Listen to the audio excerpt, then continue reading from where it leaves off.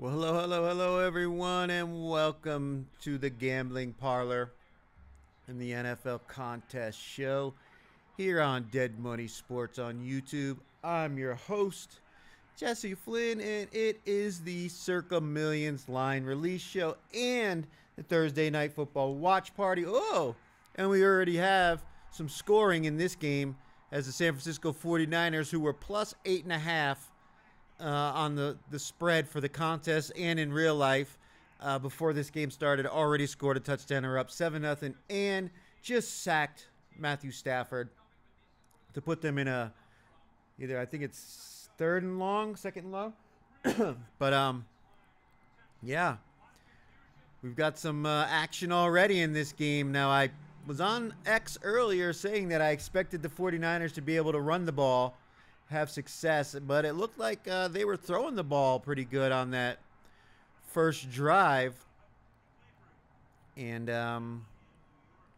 yeah, got the touchdown to Tongas, the backup tight end. Oh, there it is, fourth down. So they're already getting off the field. So, let me see. So, did anyone take the 49ers plus 8.5? So I'm just wondering if anybody out there had the guts to take the 49ers plus the points. I didn't have the balls to do it in the contest, even though I really liked it, plus the 8.5, just because so many injury questions going on with these games this week. We've all these guys keep all of a sudden being added onto the injury report. I mean, I just saw Max Crosby was added to the injury report for the Raiders. I mean, there's a lot going on.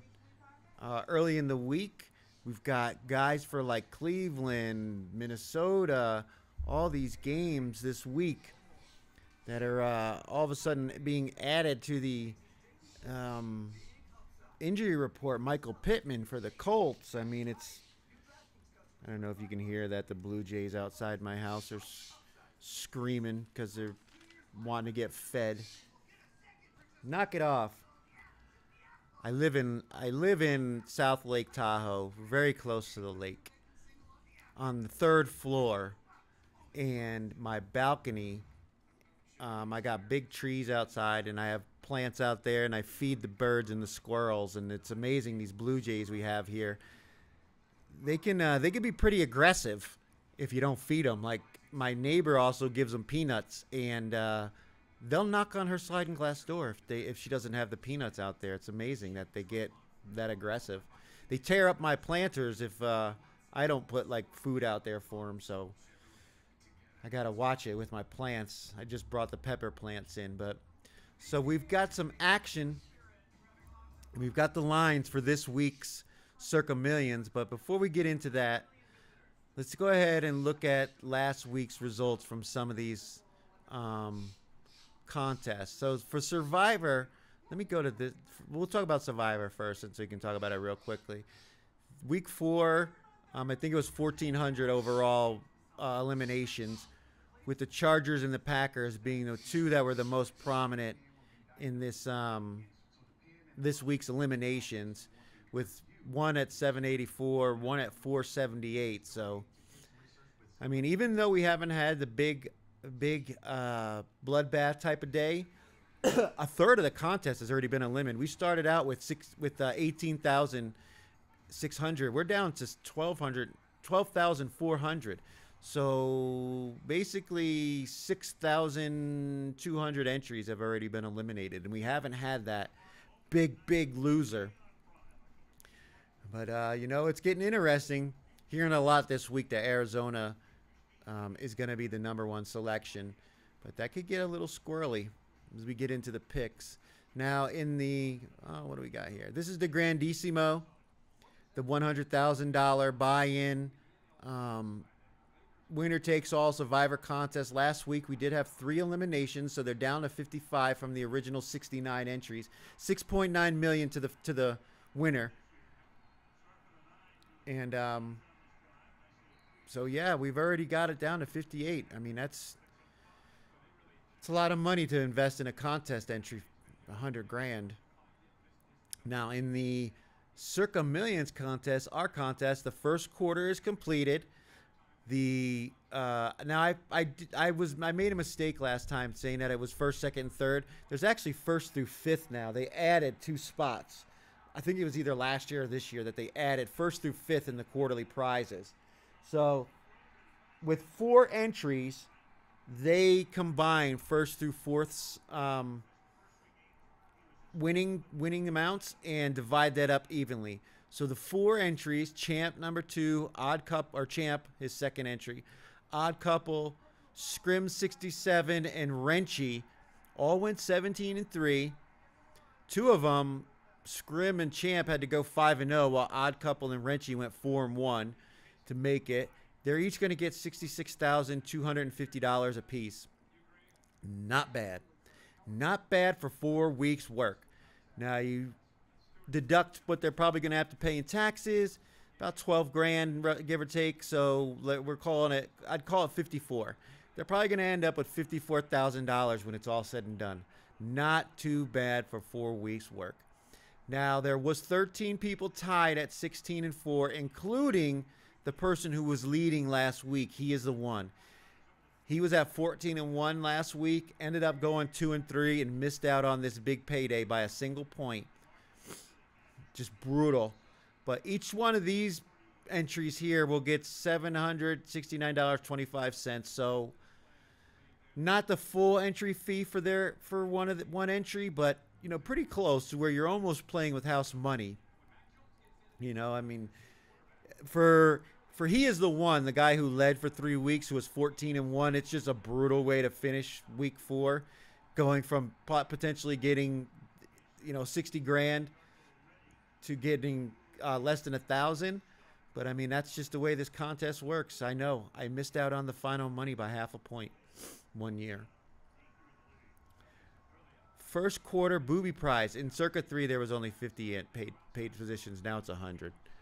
And the first quarter booby price is going to be C. Webb, who went 2 and 18. Just brutal. It is difficult to lose that many games. Like half the time you just end up at 2 and 3.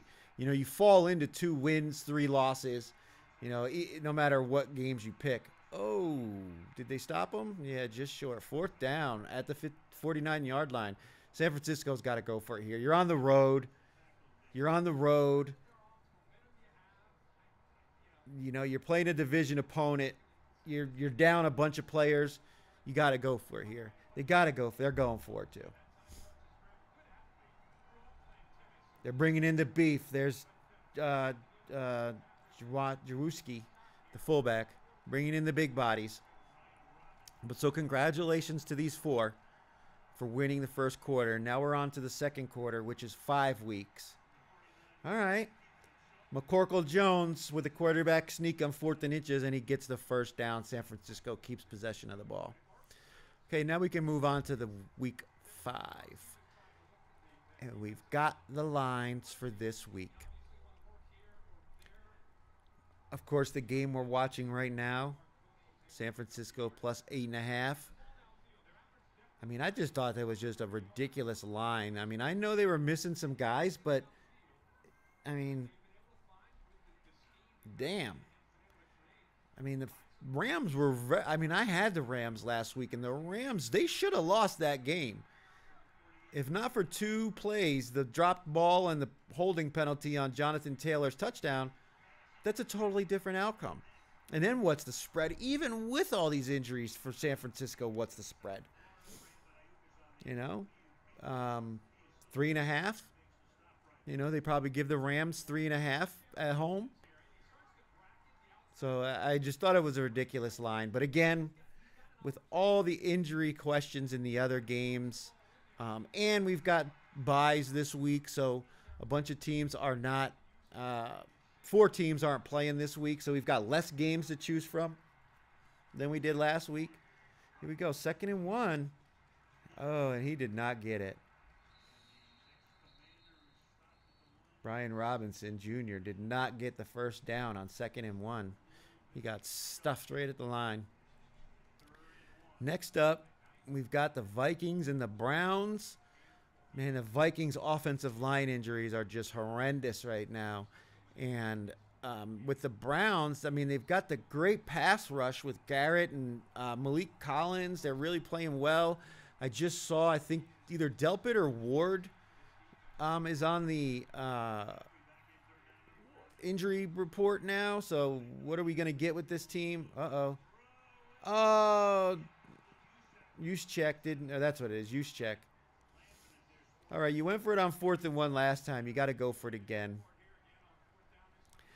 But what we're looking at, man, is a Vikings team that is essentially missing its entire starting offensive line with a backup quarterback and a defense that's missing a bunch of pieces, taking on an elite defense with an inept offense and a rookie quarterback making his first NFL start of the season, Dylan Gabriel, in an international game.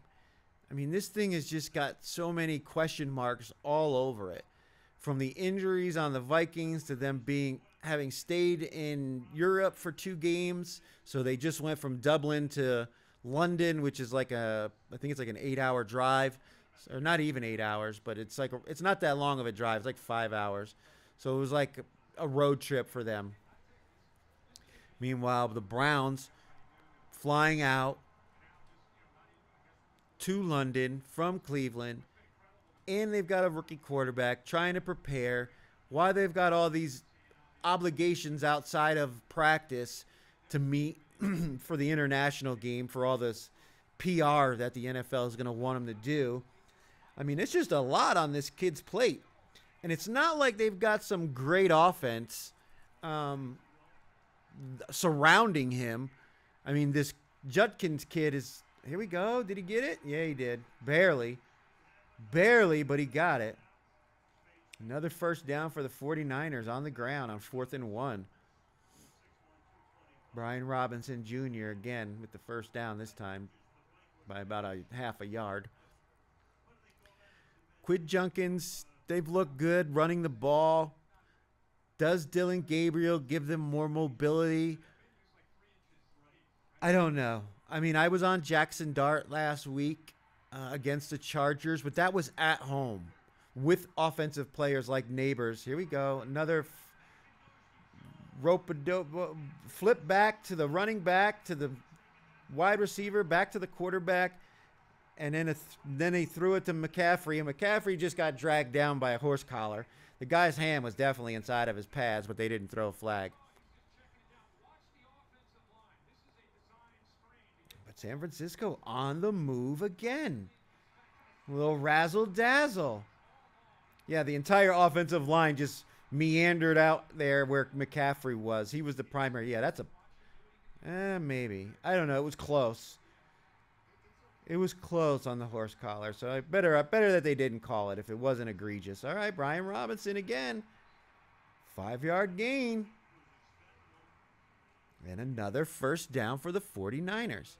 So this game, the Vikings and the Browns, back to the millions. It's just difficult to get an understanding of exactly what this game is. I mean, honestly, I would have to take the 3.5 with the Browns here. But I have no clue what this offense is going to do. In the international game, it just throws everything out the window as far as preparation is concerned, because they spend half their time either traveling or doing media obligations. All right. Oh, he was out of bounds. Out of bounds. Damn. McCorkle Jones gave Robinson an opportunity in the back of the end zone, but it was out of bounds. So I don't really have an opinion on the Vikings other than... the Vikings-Browns game, other than I would have to take the Browns. And then look at this total. 36, 35.5 at some places. I mean, it's ridiculous. With a total that low, you have to take the points. Because either that or you don't expect the Browns to score anything. So I don't know. Again, I would probably take the under. But I would definitely take the Browns in the points just because look at this total. It's ridiculous.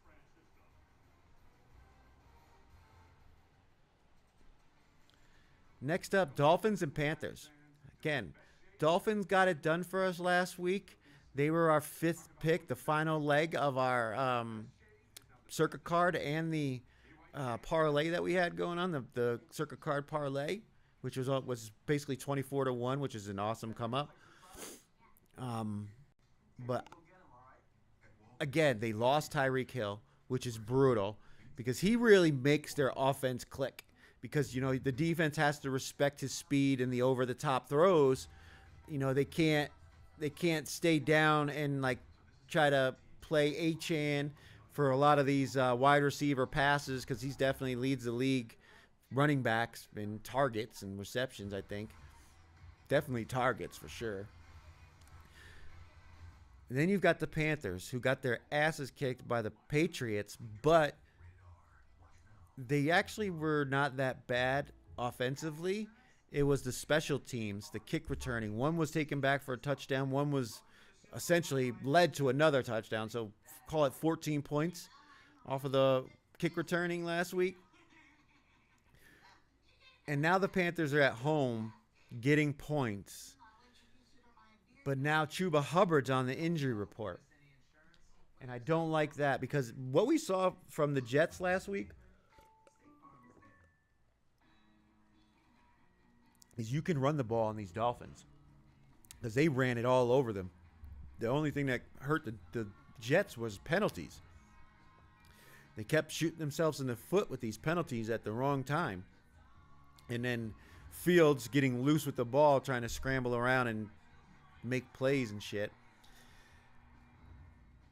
And we saw that the Panthers can play defense against the Falcons. So again, this is a tough spot here. But I want to watch the injury report. Chuba Hubbard is a big factor because, again, the Panthers can run the ball. The offensive line is really their best part of this team. And we saw that the Dolphins can be got running the ball. So I think the Panthers have a real opportunity to win this game. And it's at home. They're a home dog getting in the contest. It's +1. So, yeah, I lean Panthers in this one. Again, this is another one of those games with a low total at 44.5. So, yeah. And I think people, after watching the Dolphins play last week on primetime, beating the Jets, they're going to have that in the back of their minds that, maybe the Dolphins have turned it around and they're going to start getting their offensive clicking. I don't think so. I think this is the time. This is the Panthers spot here. So I lean Carolina, but I don't think this one's going to make the card.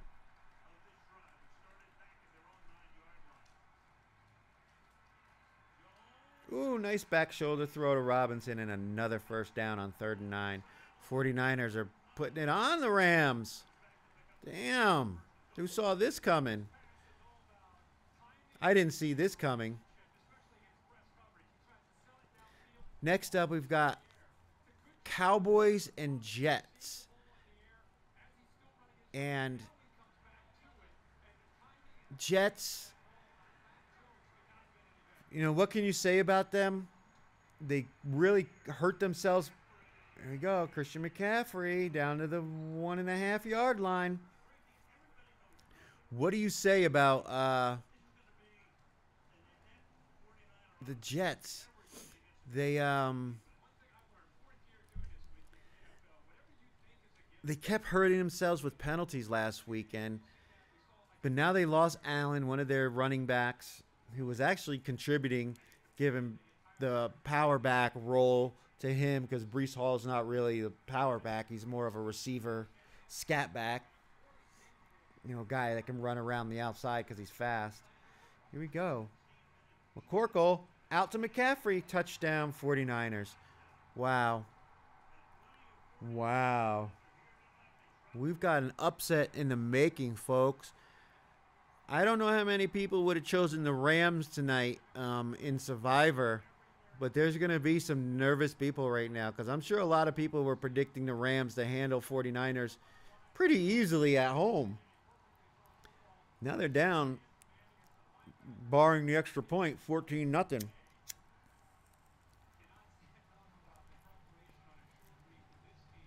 Oh.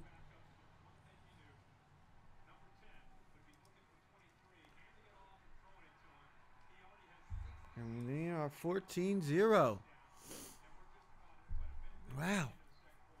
Wow, wow, wow. But this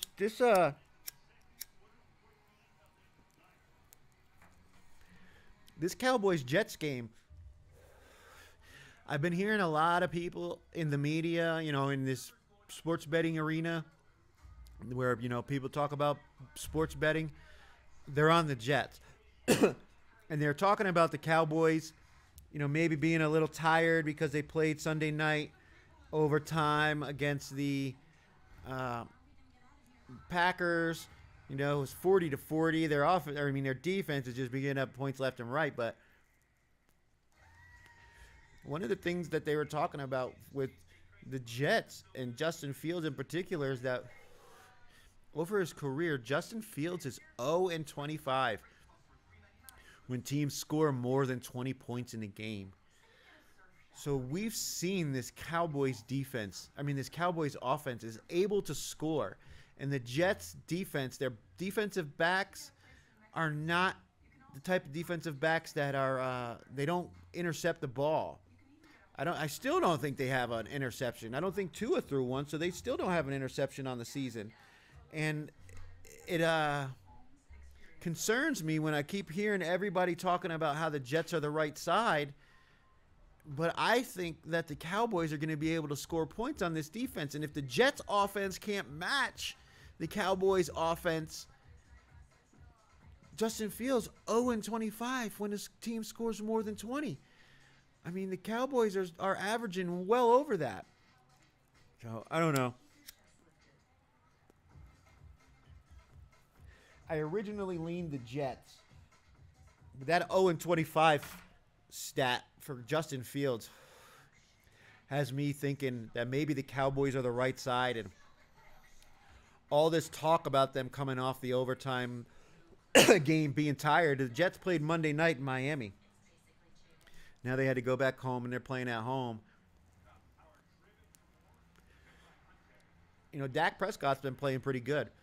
George Pickens has taken on the CeeDee Lamb role as the number one receiver. And then Ferguson and Tolbert have stepped up. Javonte Williams running the ball, not terrible. So it's I'm looking more and more into this. The total is 47.5, so they do expect some points in this game. And that's just even more of a reason to go against the Jets and Justin Fields' record of not being able to score a lot of, or beat teams that score a lot of points. So as of right now, I'm off the Jets and I'm on the Cowboys -2.5. Now, I've mentioned it. One of the guys, Brett Colson from the Gridiron Gamble show, had mentioned earlier in the year, week 2, that over the history of this contest, the 6 prior, -2.5 is the most popular spread chosen in the Circa Millions. So that gives me pause that I'm taking the -2.5. I'm taking the cheese. I'm getting a team not having to lay a field goal, the full field goal. And it feels like I'm walking into that trap. Like if you've ever seen the Family Guy, the big box with the stick, and right inside of there is -2.5, and it's like, yeah, you're just walking right into this trap that the sports books are setting for you. So I have to look deeper into these numbers, but as of right now, I lean Cowboys -2.5. And this is on the maybe list of the 5 that I'll be choosing Saturday for the Circa Millions contest. Wow. Rams 3rd and 5.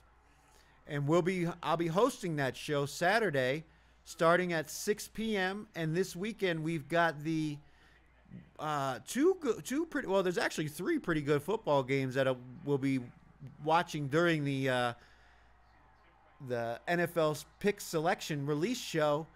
And that's number 3 Miami versus number 18 FSU, number 1 Ohio State against Minnesota, and then number 6 Texas A&M versus Mississippi State.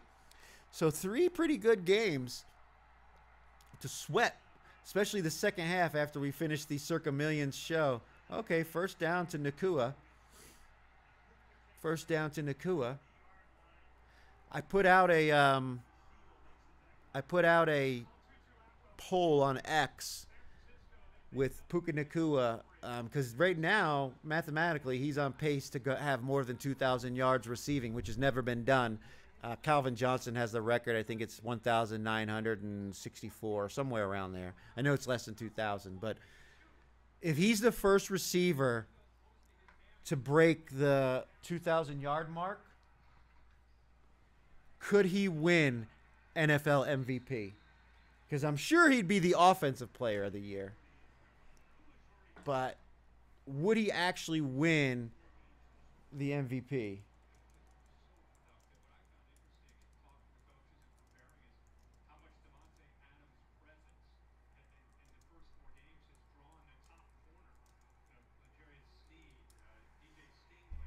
So I'm wondering, I'll put it in the chat and see if anybody asks, can Nakua win MVP if he has 2,000 yards receiving? I don't think so. Only because it's such a quarterback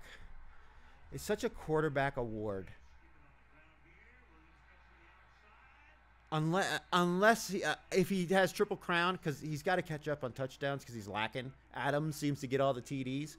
He's lacking on touchdowns. If he hits the Triple Crown and breaks the reception and receiving yards record, 100% he's winning MVP. That's about the only way I think he could do it. Just because they always end up giving it to a quarterback. But other than maybe, I would have said Justin Herbert, but they got beat last week. Who's leading? Josh Allen's leading, I guess. Josh Allen's probably the favorite top pick for MVP right now. All right, so next up is Raiders and Colts.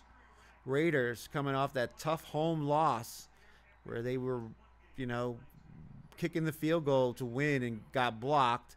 And then the Colts coming off that ridiculous loss that they should have won, had the Mitchell not dropped the touchdown. And then later on in the game, had there not been a holding call by Mitchell or on Mitchell that brought back that long Jonathan Taylor touchdown, they easily could have won that game.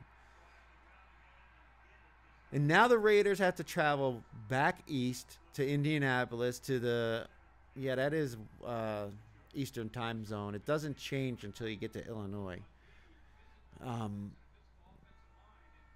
Now they've got to travel back across the country and take on a Colts team that is good. I did not downgrade them at all for that loss last week against the Rams because, again, they outplayed the Rams. They actually outplayed the Rams. And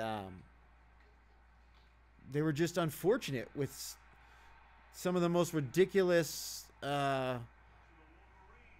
plays you'll see in football. I mean, that kid Mitchell, you could tell he was pretty upset. He'll never make that mistake again. He'll probably hand the ball to the referee for the rest of his career, which is fine. Get in the end zone and then celebrate. It doesn't have to be about your choreographed touchdown celebration that you worked on while you were supposed to be practicing. All right? Celebrate with your teammates. Celebrate with the fans. Get in the end zone first and then fumble. Oh, no. 49ers got it.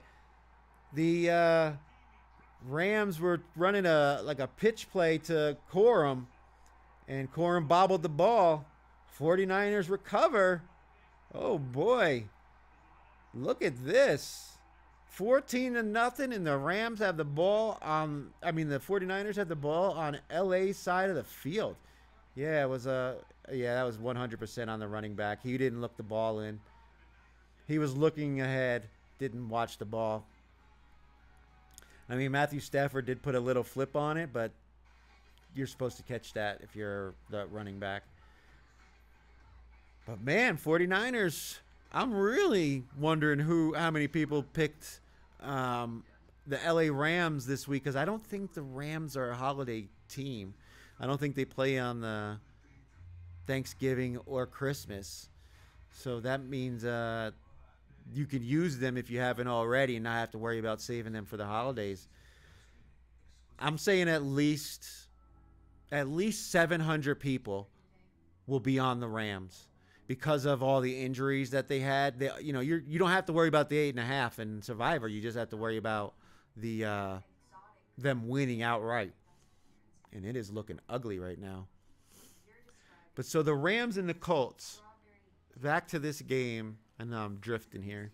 But this game's been exciting, man. I did not expect the 49ers to come out like this against the Rams. I was posting on X that, I felt like the Rams or the 49ers really had a chance to at least stay in this game, but not to be up 14-0 and have the ball. Damn. But all right, Raiders and Colts.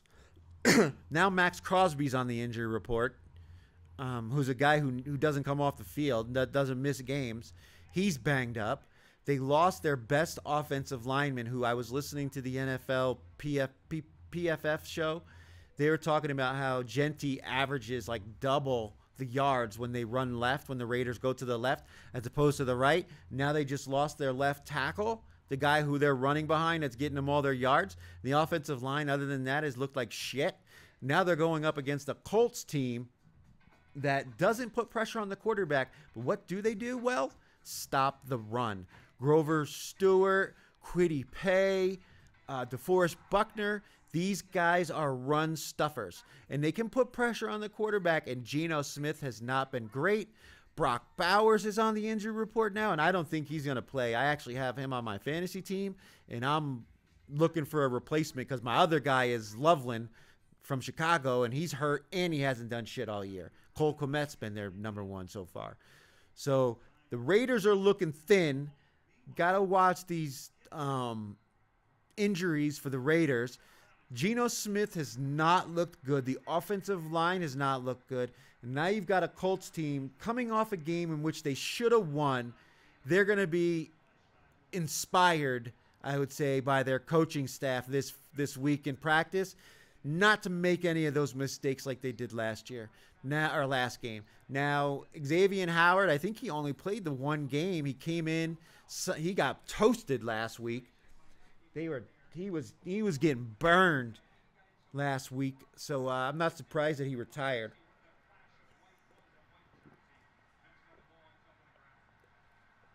But who's the big threat for the Raiders? If Bowers is out, look at that. Now you've got Myers. I think the young kid Thornton the third or Burden or whatever his name is, Burden. I mean, he's not been bad, but he's not great.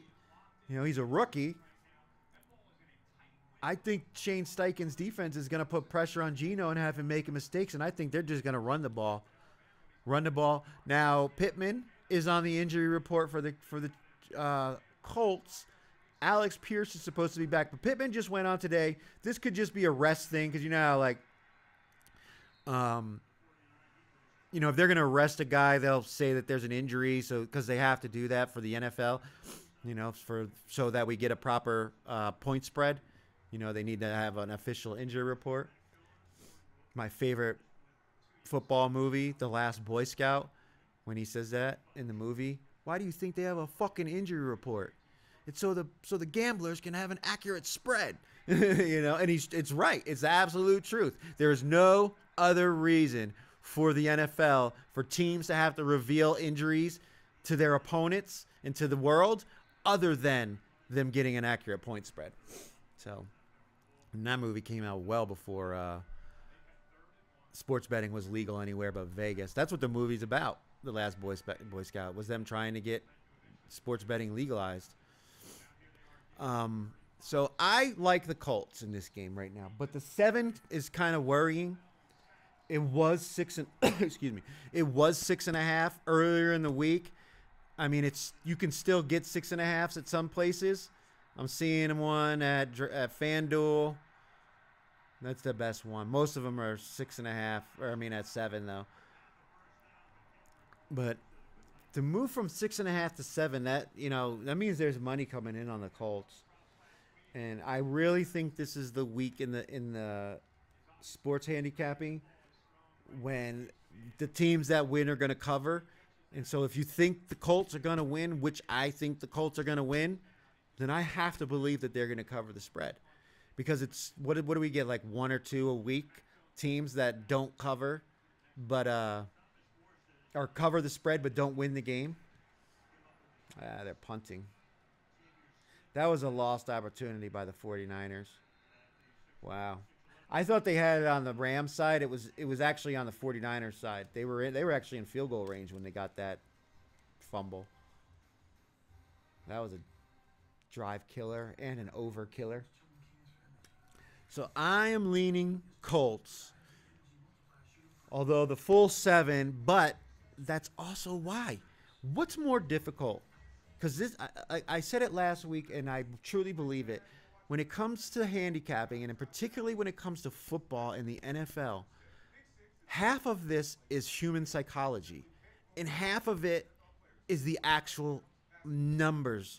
The actual analytical part, where they actually go in and they're using different statistical parts of the game to come up with these numbers.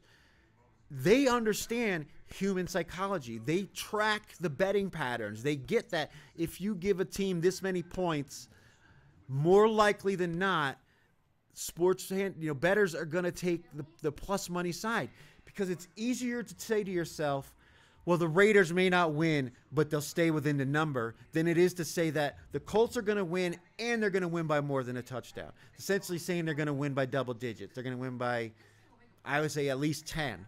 That's you got to have guts to throw that down. It's harder, and that's the human psychology part of this.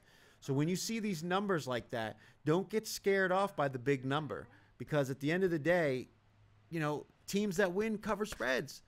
So if I think the Colts are going to win, I got to think they're going to cover the spread. So as of right now, the Colts are in my 5. But I haven't, obviously Saturday, again, is when we'll release the actual 5 selections right here on YouTube.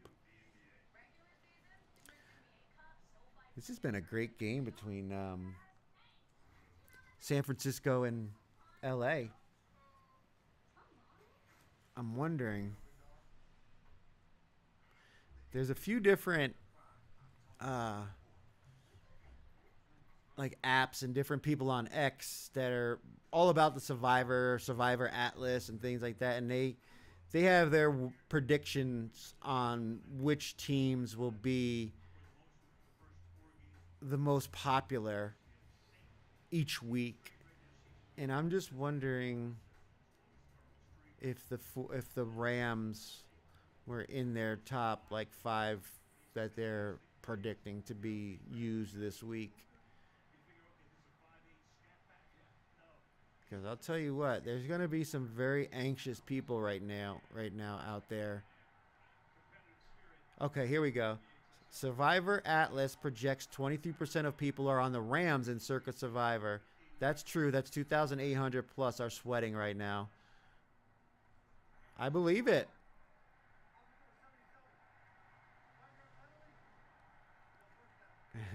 And Wales Bet, he cashed 2 years ago in the millions. He's on X if you want to follow him. He's a pretty good handicapper. He's got the sweating emoji up, the Key and Peele. So he must be on the Rams. I would be nervous if I was them too. All right, one of the better games of the week. Broncos plus 3.5 taking on the Eagles. Minus 3.5 at home. This is an interesting game because you've got 4-0 Eagles. If you follow Action Network, they have luck rankings, and the Eagles have been one of the luckiest teams this season through 4 weeks. And the Broncos have been one of the least luckiest teams. And it just seems a little, you're getting 3.5. You're getting over the field goal with the Broncos, a team that is good. I mean, I had it in my original 5 when it was 4 before the numbers were actually released. And I'll have to do a deeper dive because it looks like the Eagles are getting their offensive line guys, their players that were injured, they're practicing, Lane Johnson and them. So I think they might be at full strength. I don't know. I could see Bo Nix making some mistakes against this defense and them covering that 3.5 again. They covered last week. Don't think just because a team covered that you have to fade them the next week, because there are teams like the Detroit Lions that they're just covering machines. Everybody's been talking about that. Jared Goff is like, they're like 50-21. Jared Goff, since Campbell got there in 21, and Jared Goff has covered 48 of the 50 wins. So don't be shocked if the Eagles cover this 3.5. Because again, which seems easier? To take the Broncos plus the 3.5, or to lay 3.5 with a Philadelphia Eagles team that we know is good, but has looked flawed. But again, the beginning of the season, the first couple of weeks of the year are the preseason now, because they don't play in the preseason.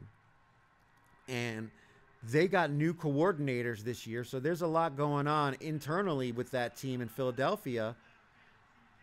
Now they're going to start putting everything together. You know, A.J. Brown made a little beef because he's not really getting the ball, but, you know, he leads his team in target percentage. Just they're not throwing the ball very much. They haven't had to.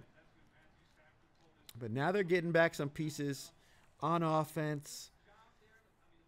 I mean, Bo Nix is still a second-year quarterback that makes young quarterback mistakes. The defense has looked good at times. They've also looked flawed at times. So, as of right now, if I were to give a side, it would be the Eagles minus 3.5. I just feel like, just like last week, the plus 3.5s, they looked tempting. And there was 3 teams, the Jags, the Colts, and the Bucks, who were all 3.5 point dogs. And only the Jags actually, they won the game outright. The Bucks did not cover, and the Colts did not cover at plus 3.5. So that number 3.5, just like the 2.5, it's like a fishing line to me. What a catch by Terrence Ferguson for the Rams. Great catch. But so as of right now, I lean Philly minus 3.5. Next up, Giants and the Saints. Jackson Dart off his big win. They lose Malik Neighbors for the season. Brutal loss. Just terrible. The guy was like all of their passing offense. Cam Scatterbo.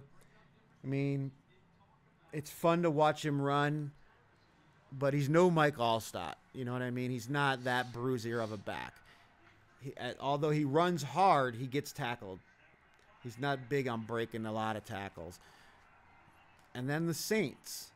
I love Alvin Kamara. I would like to see him get traded to a contender. I want to see that guy have an opportunity to win a Super Bowl. I think he's been one of the best running backs in the NFL since he's come into the league. I draft him in fantasy almost every year when I have an opportunity, because the guy catches the ball as well as runs the ball. And Spencer Rattler and the Saints, yes, they hung tight with the Bills for a while in that game. The final score doesn't really reflect that they were in that game for most of it. And it wasn't until the end of the game when the Buffalo Bills put the game away and ended up winning by double digits, though they did not cover the full 15 that they were favored by in the contest last week. And then the Giants, everybody, I had them last week, plus 6.5 versus the Chargers, because I thought they had a good chance of winning that game. Now they're going on the road, playing in New Orleans. The Saints defense hasn't been that bad either. They're not terrible. They've got some good veteran players. And Kellen Moore, he's creative as an offensive coordinator. Now he's the head coach of the Saints. And Rattler hasn't been the worst quarterback in the league. I mean, they don't have the most depth when it comes to touchdown LA.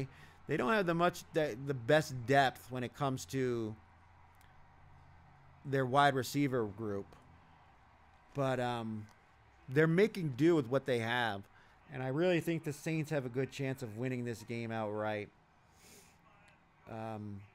I don't know how the Giants offense is going to really be able to move the ball against this Saints team.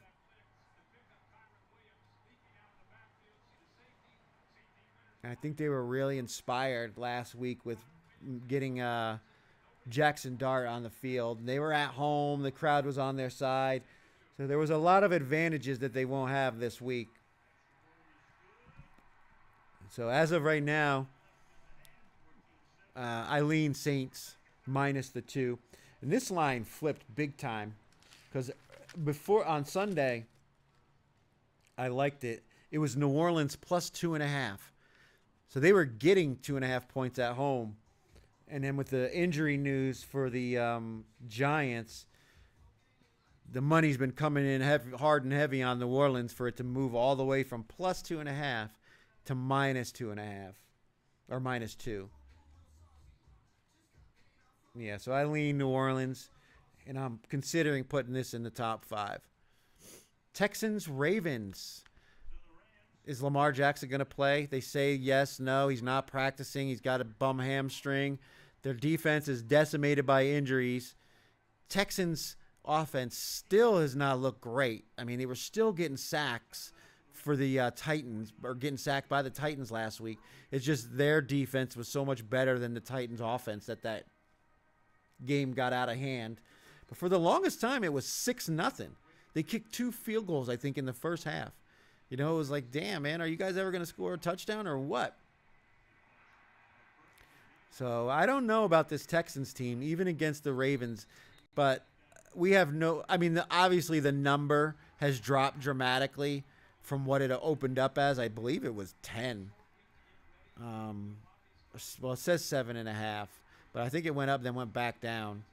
For the line to move that dramatically against the Ravens, the sports books and all their insider information that they're getting says that Lamar Jackson's not playing. I mean, that's just what this number tells you. Now, we don't have to make a decision until Saturday, so we can wait and get the confirmation. But I really have a hard time getting one side or the other.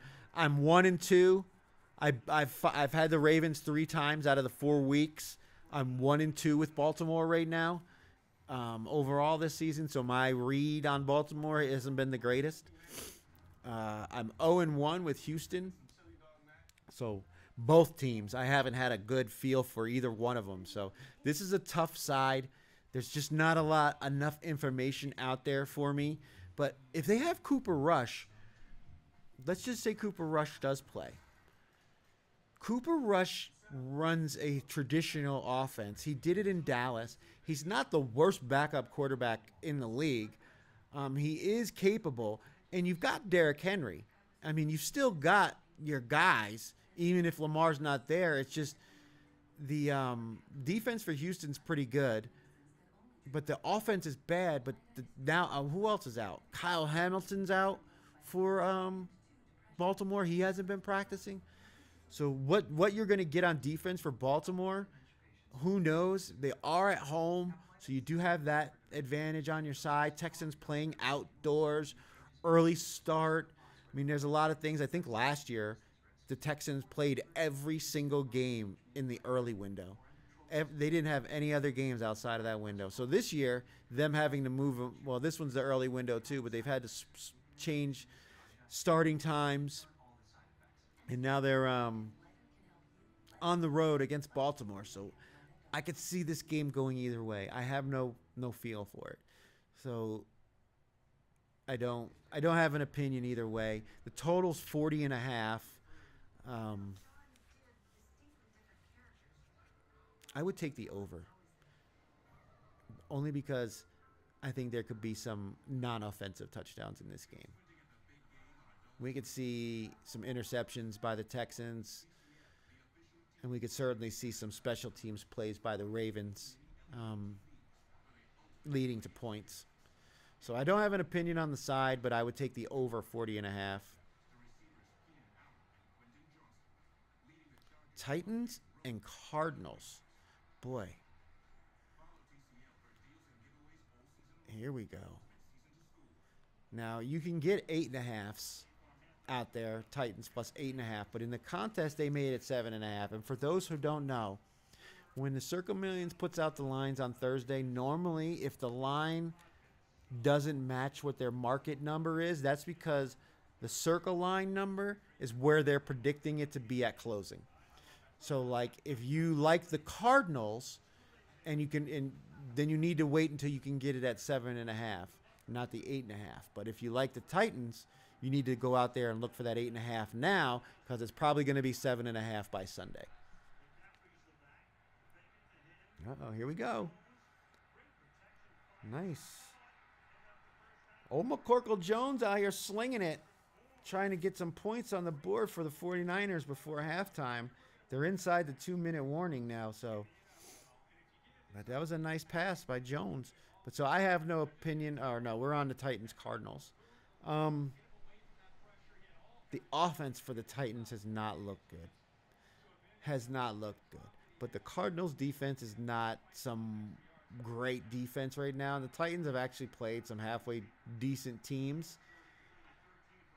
The Cardinals, I mean, they let the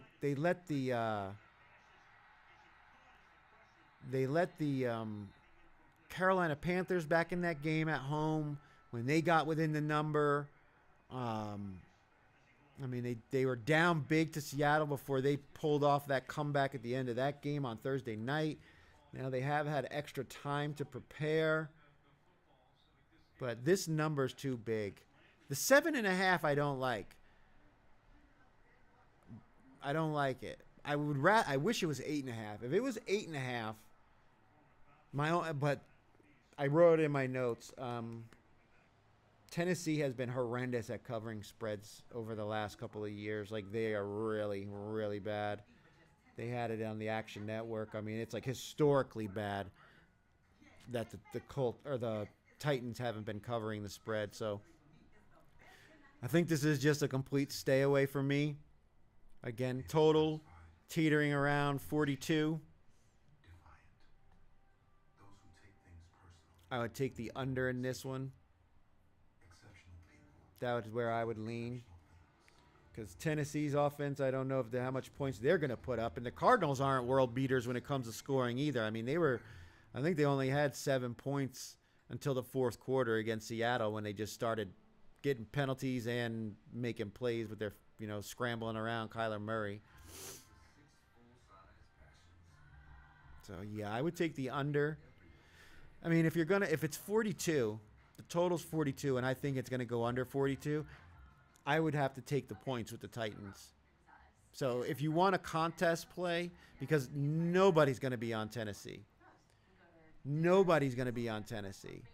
I mean, who the hell wants to bet a team that just got shut out last week and has looked bad on offense all year? But the Cardinals, again, they're not some great defense, and they're very vulnerable to giving up late garbage time points that let the Titans sneak up in the back door and cover this spread. I think the Titans are going to be that team this year that, although they don't win a lot, they might only win maybe 1-2 games all year. They're always going to have such a ridiculous spread that they're going to actually have a positive ATS record and a negative straight up record, just because nobody's going to want to bet them because they're losing, but you're going to have to lay a big number with the favorite, and they're going to keep getting within that number because Ward's going to get better. I mean, he's a rookie. Let's not forget that. A rookie with a coach who's not all that great. I think he's only in his second year. They're still figuring things out themselves. Their offensive pieces, they've got to get on the same page, get a running game. Their offensive line can figure some shit out, man. They can win a couple games, but they're going to keep themselves in it. And their defense, they got pride. So they're going to try to win some games. Another big matchup. Another good matchup this week. The Buccaneers at 3-1 taking on the Seattle Seahawks at 3-1. Again, another one of these 3.5 numbers that feels fishy to me. Yes, the Bucks were 3.5 plus dogs last week to the Eagles. Oh, legal formation. But the Bucks got some injuries, so I'm gonna keep an eye on that. I mean, Baker Mayfield's on the injury report. Like 4 of their defensive guys, 4 or 5 of their defensive starters were questionable. So definitely got to keep an eye on that. But so are the 2 starting cornerbacks for the Seahawks. And I will say, obviously Baker Mayfield's been playing well as a quarterback. The Bucks wide receivers are big wide receivers. Like, they're not the little speedster guys. I know Evans isn't playing, but they've got Godwin back. He's now back, I think, his second week. They got Abuka, K-Dot in that tight end. I mean, they've got big wide receivers who can body up these Seattle DBs and use their size to their advantage. I think that could play into this game. But again, they're missing Bucky Irving. So I need to keep an eye on the Bucks defense. But again, this 3.5 number has me wondering, man. Because as of right now, with what the injury report for the Bucks, I would take the Seahawks. I would lay the 3.5 with Sam Darnold at home and Mike McDonald's defense being able to stop the. I think they got like a 44-point differential so far this year, so they've been playing well, and they close teams out in the fourth quarter, which isn't surprising because that was what the Ravens did when McDonald was their defensive coordinator. Now they blow all their leads.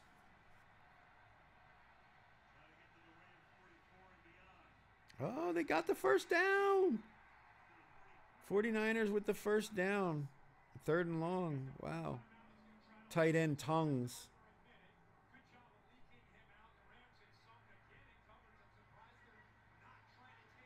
I'm actually shocked 49ers are... well, I mean, I know it's a 2-minute warning. But that they weren't running the ball more.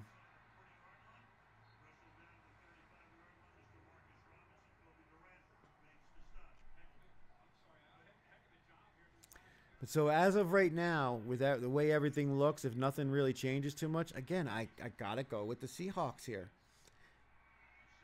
Because I think they're going to win the game. And, you know, you see that 3.5 and you're like, oh, yeah, I'm getting the hook. You know, if they lose, they'll lose by 3 points and I'll have that hook. That's the bait. That's the hook. You know, that's what they're giving you because they want action on the Buccaneers side. They don't want everybody betting the Seahawks at home. So they had to give you that 3.5 to get you to take the Bucks. We need to see more from Baker and the other guys that are on the injury report. Lions and Bengals. What an ugly game. Detroit, who's just killing everybody. I want to say they're the number 1 or number 2 team in the NFL right now. I would put them right there with the Bills, like Buffalo and Detroit. Right there's that would be an awesome Super Bowl. 2 teams that have never won one going up against one another. But I originally had the Bengals plus the 10.5 because Detroit's got some injuries. Their secondary, their cornerbacks are hurt. They're missing some guys on the defensive line. I just don't know how their defense is going to slow down the running game of Detroit. Is Detroit going to look to just blow it open, or are they going to look for ball control, chew up the clock, and just win the game? I don't know. And you've got Browning, who's played his first 2 games on the road, starts against pretty tough defenses, now going up against this thin Detroit secondary at home. You know, he's actually got the benefit of playing in front of the home crowd, which they won the game when he came in for Burrow against the Jags. Still has T. Higgins, Jamar Chase. Chase Brown has not run the ball well at all, but he could have a decent game. So it's Bengals or nothing here, and I just don't want to get in front of this Lions freight train because they could easily win by 20. You know what I mean? They could easily blow this team out. But all the trends and everything says take the Bengals. So if you were going to take a side and you wanted a contest play to go contrarian against the public, it would be Cincinnati. But I can't get in front of Jared Goff, Dan Campbell, this offense, and the way that they play to win as opposed to like not to lose, like going for it on fourth downs, taking, throwing the ball when you think they're going to run it, taking deep shots. They're trying to put teams away. And this Bengals defense could get just carved up.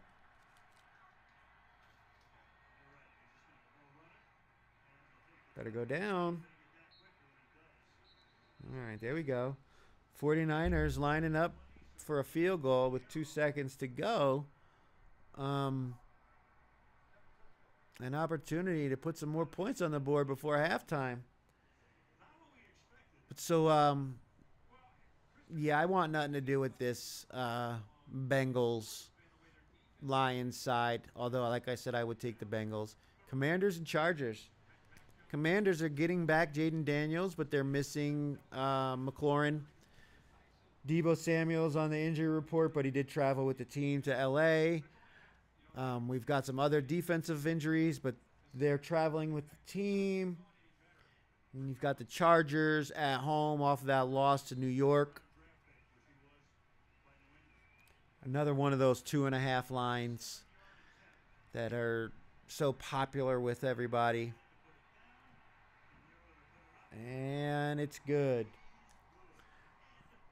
And we have a 17-7 lead for the 49ers, who were getting 8.5 points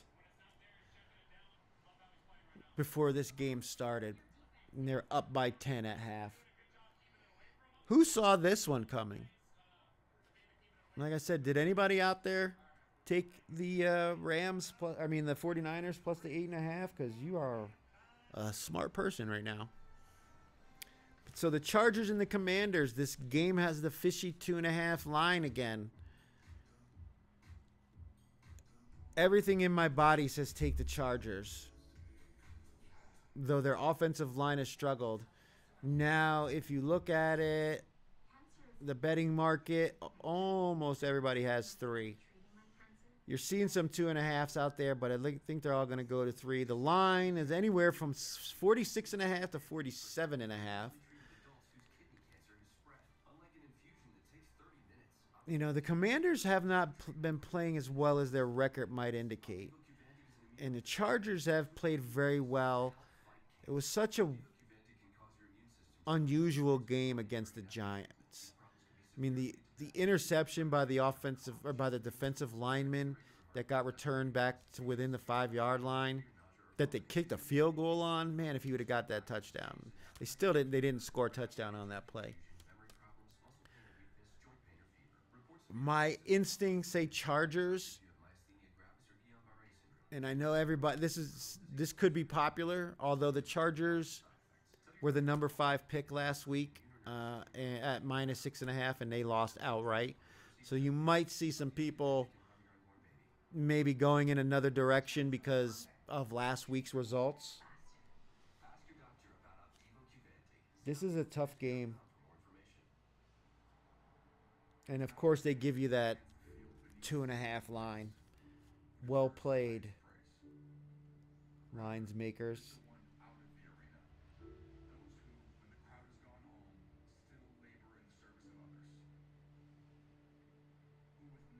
I'll take the Chargers, but this never even made my initial thoughts. Like it was just one of those games where I couldn't get a read either way. So of all the games I've gone through and marked as potential plays this week. This one's just one I don't have an opinion on it too much. It seems like it's right on with the 3. So again, yeah, I lean Chargers, but I have a very low opinion of this game. Sunday Night Football. New England Patriots, who just looked amazing last Saturday against a very bad Carolina team, got it done for us at -5.5 last week. They got us a point. Are now 8.5-point dogs going to Buffalo to take on the Bills. Now in the contest, it's 7.5. I'm seeing 8.5s in a lot of places out here. 8, 8.5, 8, 8.5. You can find 7.5s in a few spots, but the New England Patriots offense looked good last week, and they've looked good most games. The penalties have hurt them. Missed tackles hurt them. Penalties again hurt them. They looked really good. The special teams was the key. Now they're going up against the Buffalo Bills. In my power rankings, they are the number 1 team in the NFL, and they're actually getting back some players on defense. I think Ed Oliver and Milano are both going to be back this week. I am heavily leaning towards the Buffalo Bills -7.5. A lot of people were on Buffalo last week that got burned because they didn't end up covering that big number against the Saints, and they saw New Orleans hang with them at home. But Buffalo, sometimes they play with their food, but again, they still ended up winning by double digits. I mean, they still ended up putting up big numbers at the end of that game. And when Buffalo wins, they usually win by double digits, historically, and since Josh Allen's been the quarterback. So I believe Buffalo's going to win this game, and I am willing to lay the 7.5 with the Bills because, again, New England looked really good against Carolina last week. You're about to go up against Josh Allen and the most efficient offense in the NFL right now, and a defense that is playing pretty well and is about to get 2 very good players back, especially along that defensive front with Milano at linebacker and Ed Oliver up in front with Bosa. They're going to really start to cause some havoc and help out their secondary, which hasn't been the best. But when you have a team like Buffalo's offense with Cook and Allen and what they're doing offensively, it puts so much pressure on the other team not to make a mistake that eventually they do. And what we've seen from the Patriots so far this year is, even though they looked great last week, they are an undisciplined team. They've committed a lot of penalties, and I could see them committing penalties in this game, especially against a very good Buffalo Bills team. So as of right now, unless things change, I'm pretty sure Buffalo's going to make my card. I mean, I have it right here. Best team in the NFL getting healthy. You know what I mean? Like, that's the first thing I wrote next to Buffalo -7.5 is not only are they the best team or second best team if you like Detroit, they're getting guys back. Guys that really matter, not some scrubs, second stringers. These are starters that they lost that are coming back healthy. It's just going to make this team better. So I lean Buffalo -7. I take Buffalo -7.5. I don't know what else, unless Josh Allen pulls a hamstring between now and Sunday. I don't think there's anything that's going to change my opinion of Buffalo. So that's one you can probably put a star next to that'll be on the card, is the Buffalo Bills -7.5 at home against a division rival, a team they know well. Last but not least is the Chiefs and the Jags, another 3.5 fishing line. The Chiefs coming off that huge win against the Ravens at home. Everybody was watching it. It was the big game of the late slate. And now they're going up against the Jacksonville Jaguars, who have been feasting off of turnovers this year. They have 13 turnovers on defense so far this year. I believe they said they only had 9 all of last year. So, but the thing is, even with all these turnovers, they're not really blowing teams out, which you think they would, right? Last week they were plus 3.5 on the road against San Francisco, in San Francisco, and won outright. But I think the Kansas City Chiefs are the right side here. And I believe this 3.5 is another one of those fishing lines where they're giving you the hook with the home team. They want you to take Jacksonville. They want you to take the points. They don't want you to take Patrick Mahomes, even though they're getting healthy. They're getting their guys back. They look really good. And Patrick Mahomes is the best quarterback in the NFL. Trevor Lawrence has had accuracy issues. Last week was like the first game he didn't have an interception this season. So I expect the defense for the Kansas City Chiefs to put pressure on him, maybe create some turnovers. The offense for the Kansas City Chiefs is getting some of their wide receivers back, so they're going to start getting on the healthier side. And I don't think Kansas City's going to be the popular side. I believe it's going to be the Jags. The line or the total is 46.5. Let me look this up real quick. So they could, they're showing that they're going to get some points. Well, as of right now, as far as Action Network says, the bet percentage is 56 to the Chiefs, 44 to the Jags. So not that much of a difference. Pretty equal. We'll have to keep an eye and see where the money's going, which side's getting the money, which way this line ends up moving. But they put the 3.5. They didn't want to give you the 3, which is fine by me because people tend to gravitate towards the games with 3 because they figure they can get half a point if the game ends 3. So I lean Chiefs minus the 3.5, and yeah, I don't know if it'll make the card. It made my top teams list, but I don't know. We're going to have to look.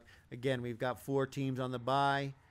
Obviously, we're not going with the Thursday night game, and I don't really have any clue what to do with the international game. So we've only got 12 games to choose from. So we're going to have to make these ones count. And we can't squander last week's 5-0. Going 5-0, we're 11-9 right now, or inside the top 1,000. So if we have another good week, or hopefully a 5-0, we'll be talking about being in the money. Because as of right now, I think 14 points is the money. So if we're not in the money, we're going to be right on the outside of the money, where another positive week puts us in the money. And that's where you want to be. You don't want to be fighting back from the back of the pack. You want to be up in the front of the pack and leading and making everybody else chase you down.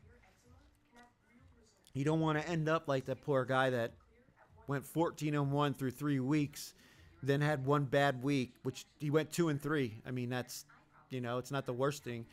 And missing out on the money. And he had Las Vegas. If Chicago doesn't block that field goal, they make that field goal, he goes 3-2, he gets a portion of that money. Like, that's the difference in how you can win or lose in the Circa Million contest. So going 5-0 last week, we definitely have to have another positive week because you don't want to regress. You want to keep going forward like a shark. Always forward, never backwards. But so there you have it. Those are the lines for week 5. We're going to take a quick break and be back for the second half of the NFL Thursday night football game. I'll be right back.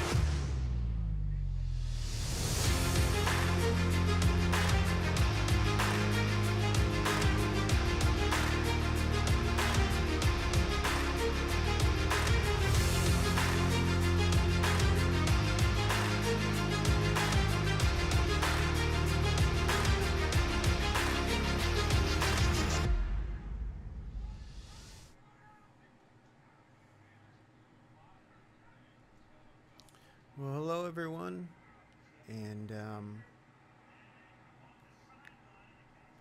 trying to see if you can hear it in the background.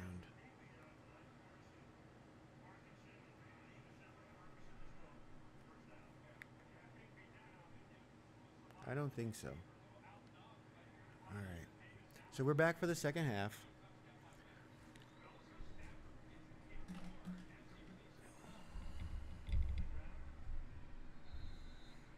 And let me bring this up.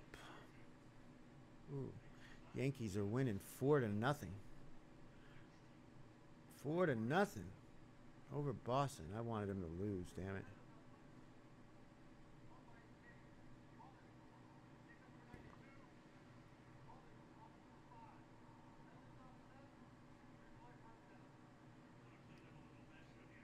We've got the game cast up here for the second half.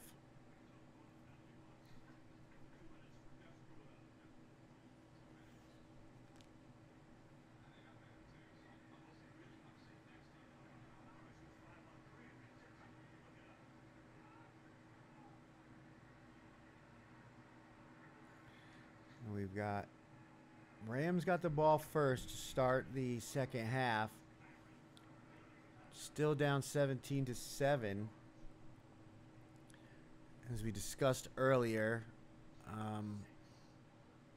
the Circa Survivor Atlas on X is predicting about 23% of the field, or roughly 2,800 entries of the remaining 12,400, are on the Rams. So there are a lot of uncomfortable people out there. And do you know how miserable it's got to be? I mean, I lost week one. If I would have, I mean, my pick week one got eliminated, so I would have been out week one. But how miserable it's got to be if you're on the Rams and they lose this game, and then you have to watch all the games on Sunday and look at the teams that you are considering and the ones that actually win and get through to the next week.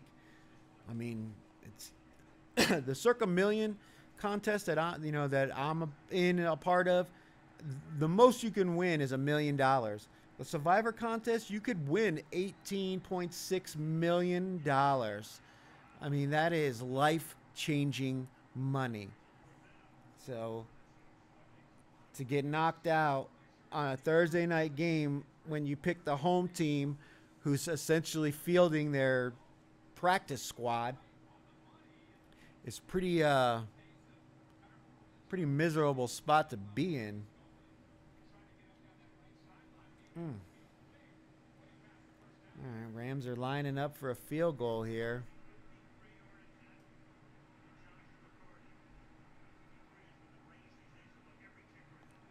$53-yarder. And he missed it. He put the draw on it, and it went wide right. So still sitting at 17-7. And San Francisco gets the ball. They said there's more 49ers fans at this game than there are Rams fans, and I believe it. I believe it. I mean, last week when they played the Colts, like I said, there weren't going to be as many Colts fans just because it's Indiana. But San Francisco, you can take the train down, and those guys got money. A lot of them work in the tech sector, so that's not a big deal to fly down, fly back.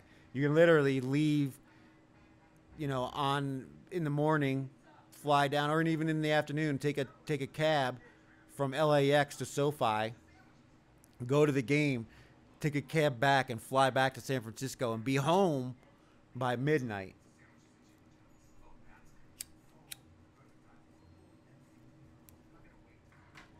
Depending on what time your flight leaves, but you could be home and still make it to work the next day.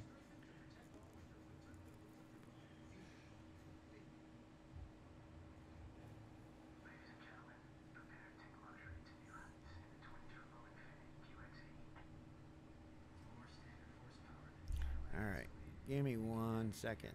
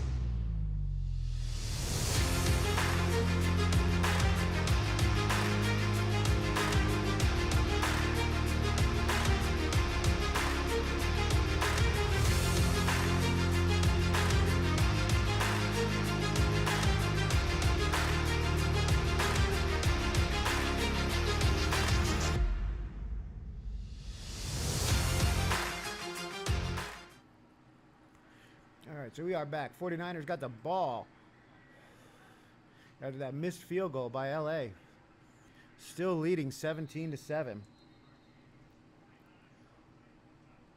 Again, Circa Survivor right now is a hive of activity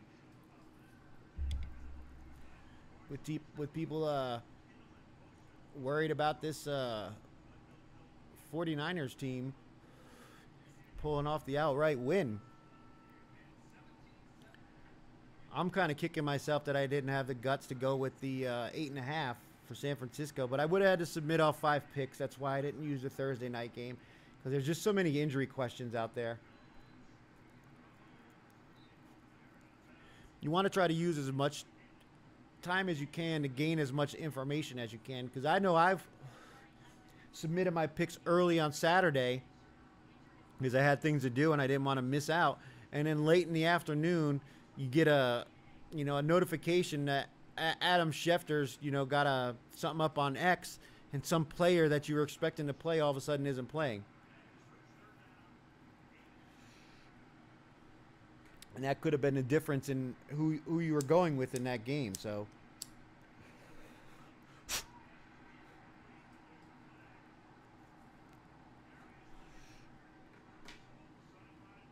we are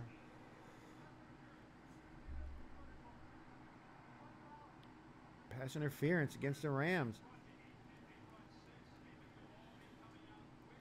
This is not looking good.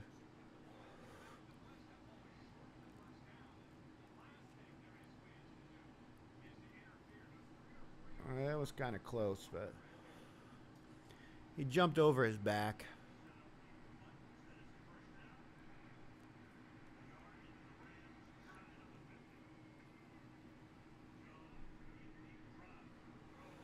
Ooh, nice catch.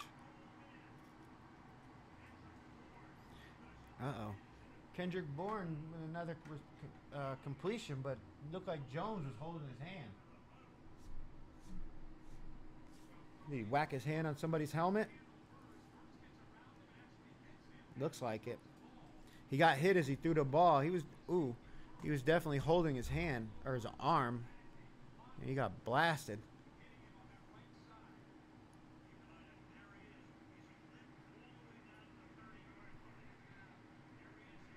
Yeah, you know that hurt.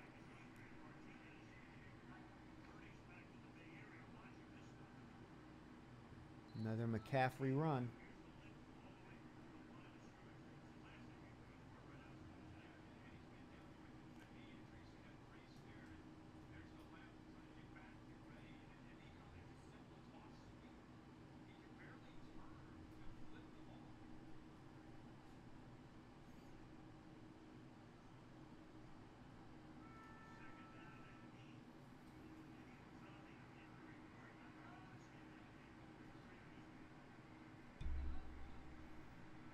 Second and 8.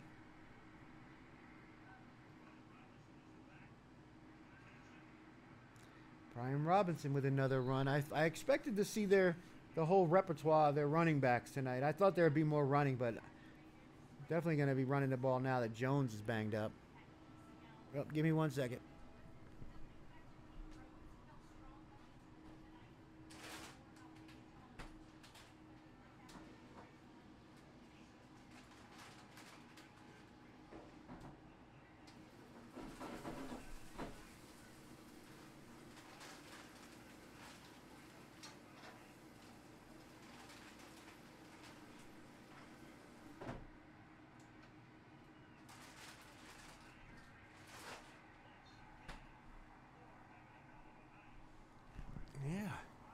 Kendrick Bourne with another catch. Another San Francisco first down. Oh, it's getting really bad now. Circa Survivor entries are getting concerned.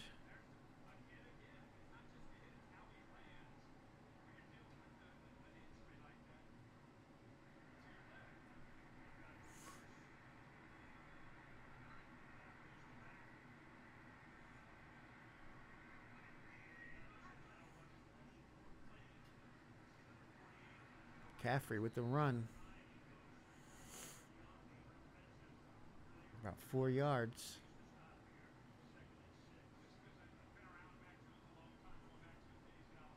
All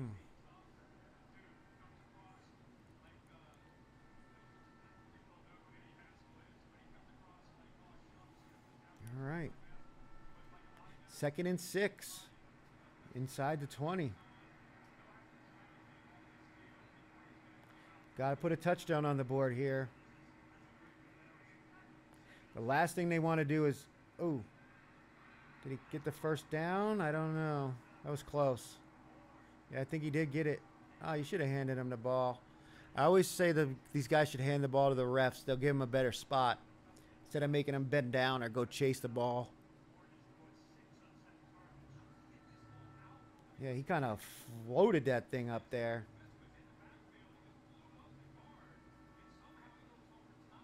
That had like no velocity on it whatsoever, but there was nobody else out there.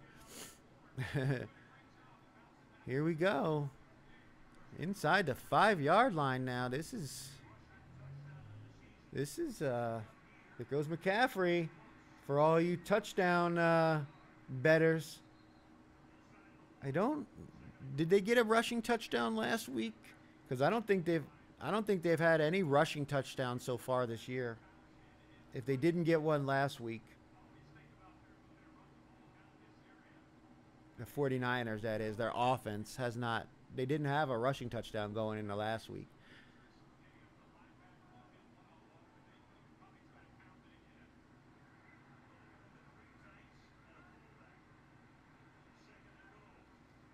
Oh, they gave it to the fullback, and he got blasted. Damn, he lost yards on that one. Use check.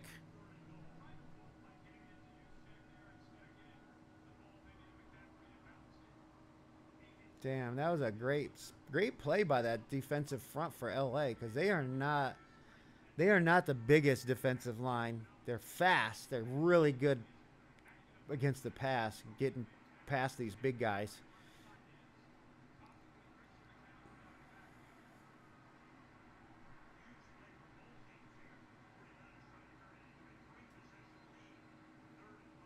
What do we got? Timeout, San Francisco? Yeah, you know Kyle Shanahan. Timeouts are for the offense. So while we got a timeout here, let me see.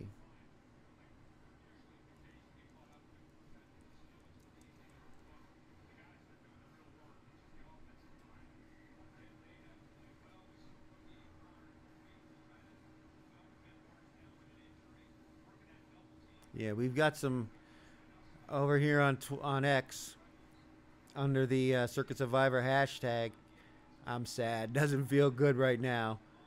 2 drops in a row. Give me on 3rd down. It gets fucked up, and then they miss a field goal.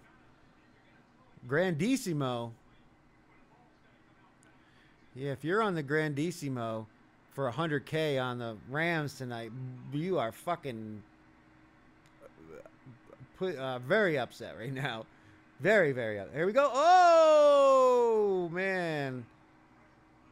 Oh, Jones. He's hurt. He's holding his leg where the brace is. He's down. Man, he is not. That is not good. Mac Jones got blasted. And he's holding his leg right now. Kyle Shanahan don't even want to walk out there to see him. He don't even want to go out there right now. He's so distraught. He got creamed, by Byron Young.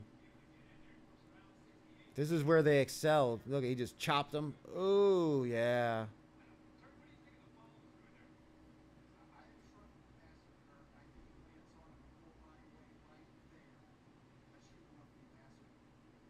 Yeah, Mac Jones is in serious pain. He's definitely not coming back in this game. Who's the next one up? Who's their backup?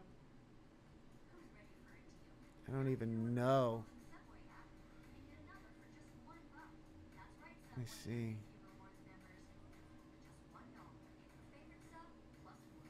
Adrian Martinez. Yeah, I think it's the dude they just signed off the practice squad. Yeah. I saw that today on X. They were bringing him up off the practice squad. Not good. I mean, fuck me. The 49ers can't.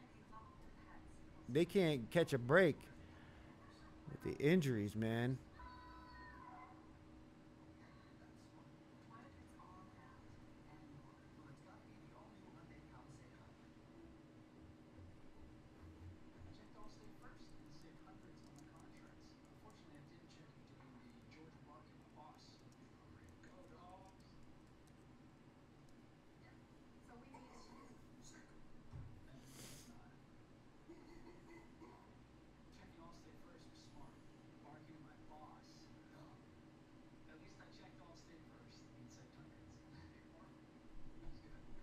Yeah, there's a lot of people here that are.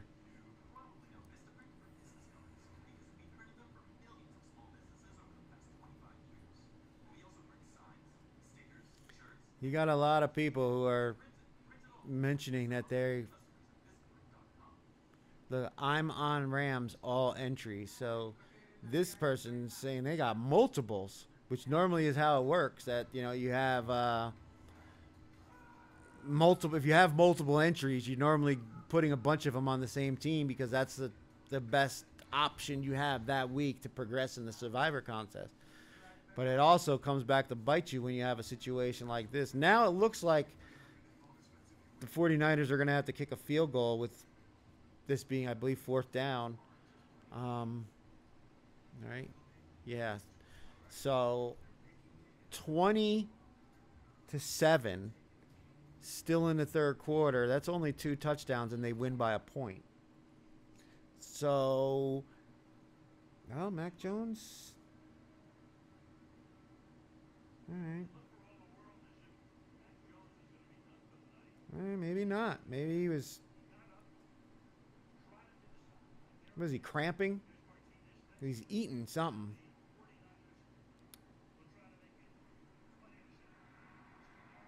And there it is. They got the field goal. But I believe that's stopped by the Rams defense there kept them alive, kept all these Circa Survivor entries alive.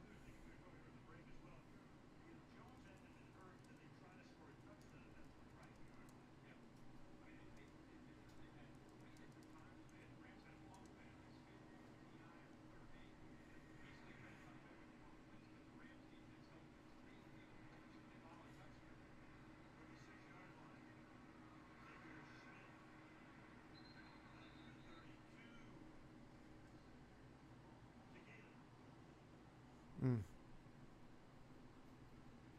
I feel for these people.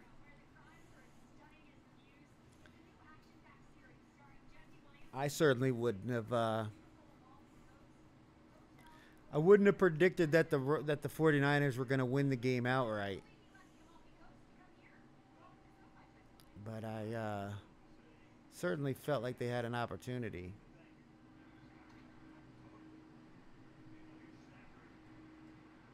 Whoa. He threw it away.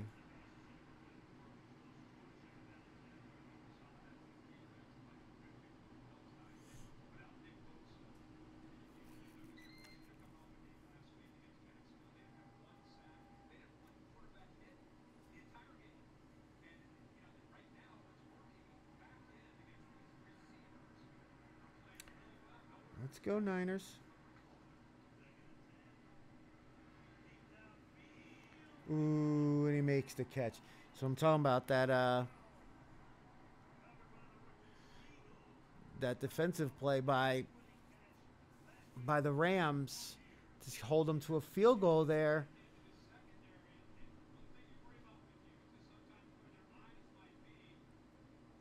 They kept themselves in the game. I mean, a touchdown here. You still got 6 minutes of the third quarter to go, and it's a one possession game, one score game.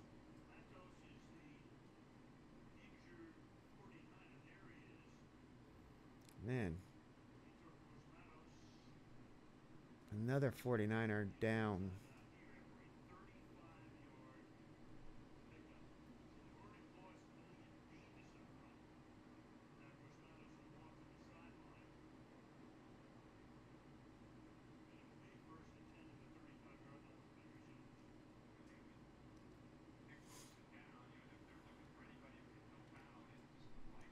Damn, he's grabbing his hamstring.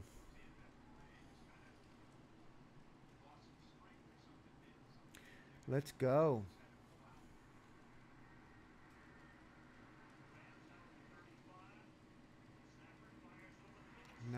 Another big reception by the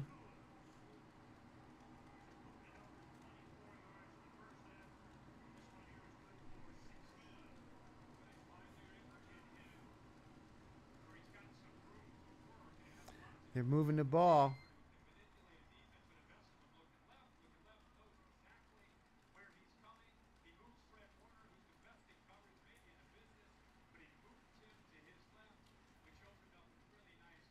Max Jones trying to shake it off.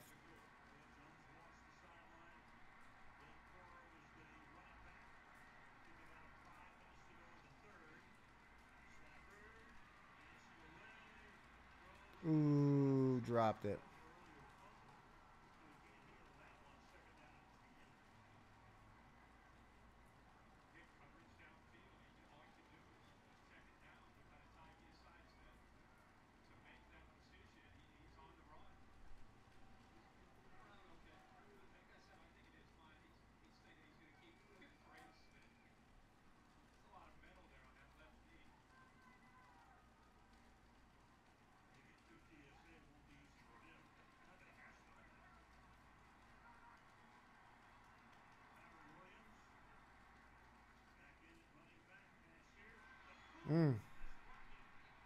My receiver screen to Nakua.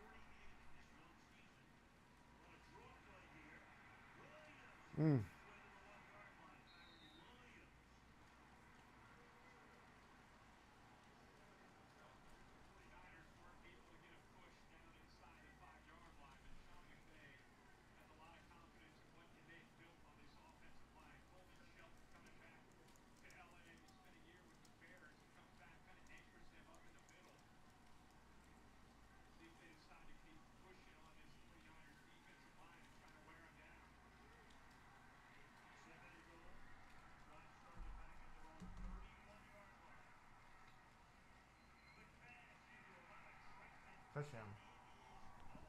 Touchdown. Nakua.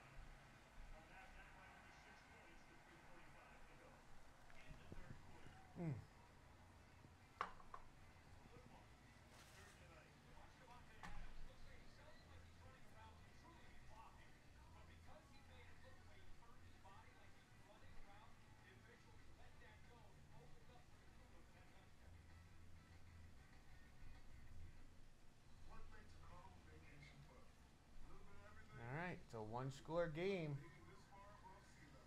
One score game.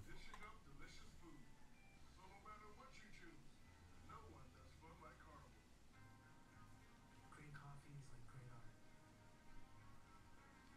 Transports you. Crafted with unique notes and bold soaring flavors. My collaboration with Nespresso is a connection to my roots, to my mother, Samra. Experience a taste that moves you. Nespresso and Samra Origins.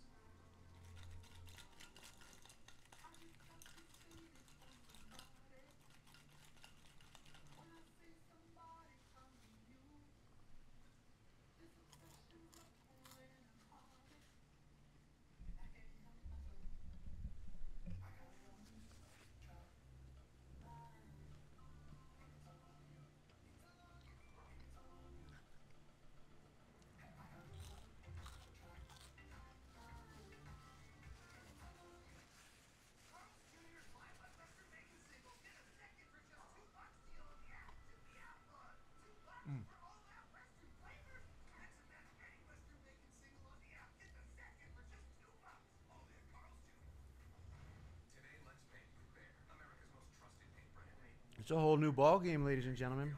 Whole new ball game.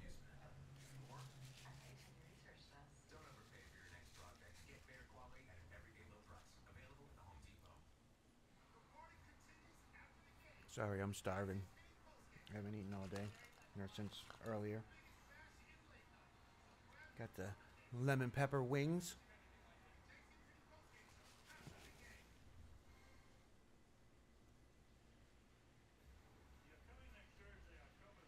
Let them cool down. Let them cool down a minute.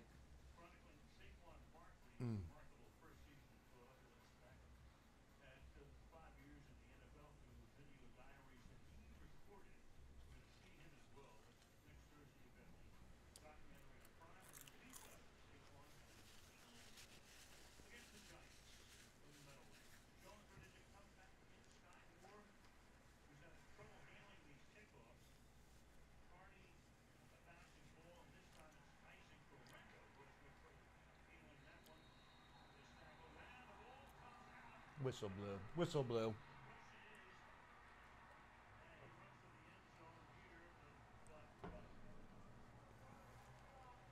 Yeah. No fumble. And they saying forward progress was stopped, so you can't even review that. I mean, it would have been a fumble because he definitely wasn't down, but they're pushing him backwards. But man, San Francisco's got to do something on this drive. If they just give the ball right back to the Rams offense, kiss that 6-point lead goodbye. Or he's challenging it. You can't challenge it. You can't challenge forward progress.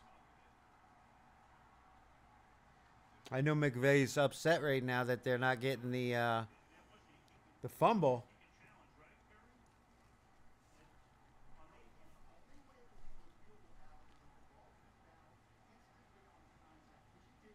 Right. I'm telling you, he can't challenge it. You're just slowing up the pace of the game now. Mm.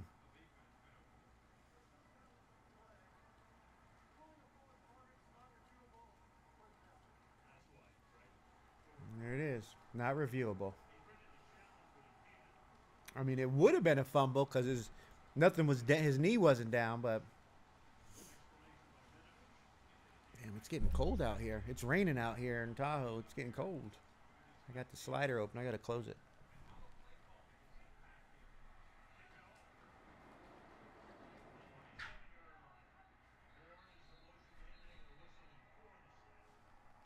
I liked hearing the sound of the rain, but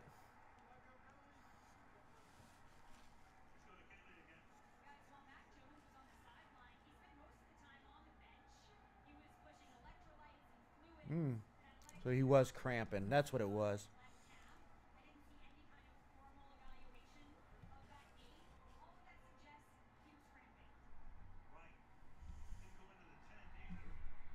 Yeah.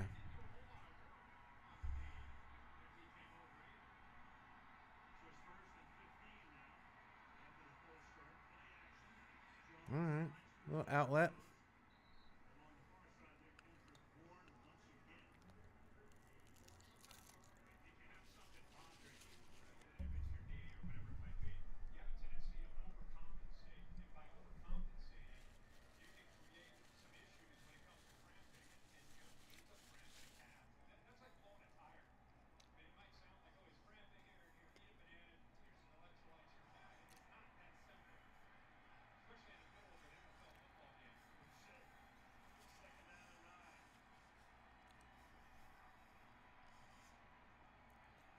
Ooh, over the middle. Tongs. Is he going to get the first down? Nope. For Farrell.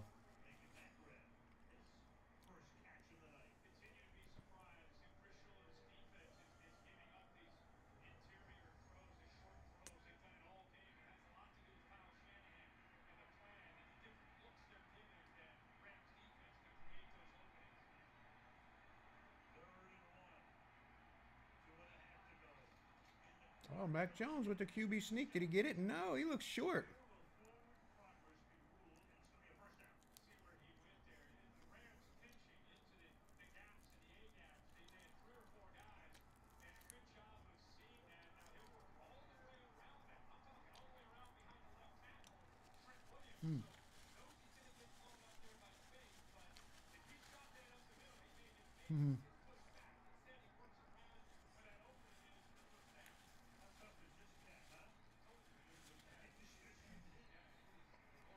They're challenging the spot.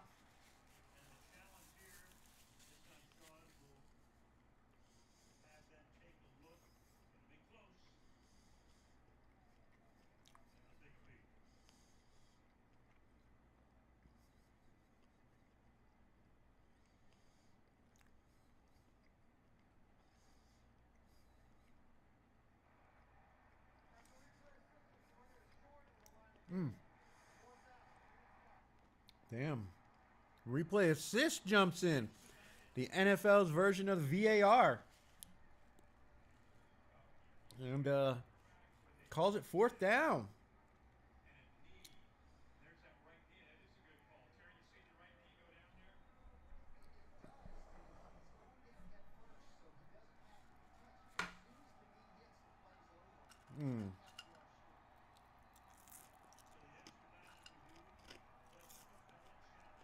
Chicken wings and fries.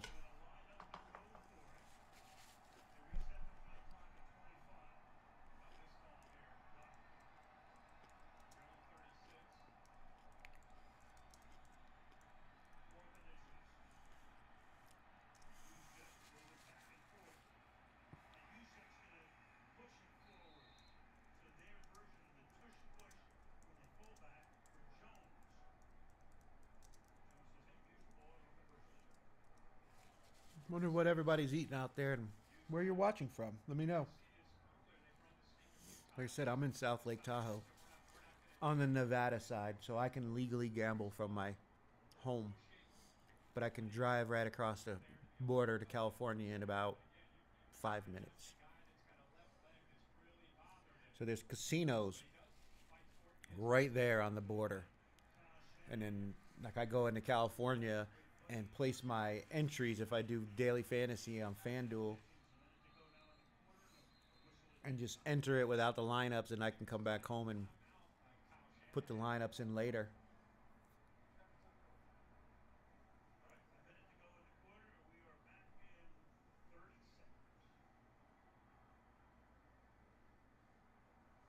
Another commercial. With the first pick, I'm taking the MVP of finances, SoFi Plus. Thought I was the MVP. Do you earn the $1,000 plus in annual value across banking, borrowing, investing, and more? What if I'm also taking SoFi Plus? Have you seen my PDR? Have you seen SoFi Bank's highest savings APY? It can't even play in the snow.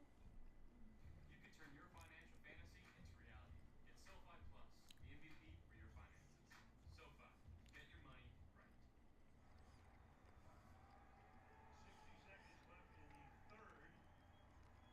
49ers Wow. top by 6. 3 for 3 on fourth downs. 5 for 11 are the Niners. The 49ers are tonight. 3 for 3. You got to go for it, man. What a plan Kyle Shanahan has put together tonight.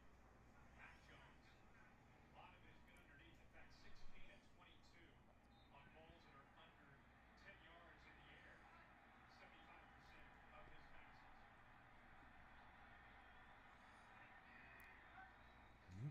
Pitch to McCaffrey. And he got a nice gain on first down.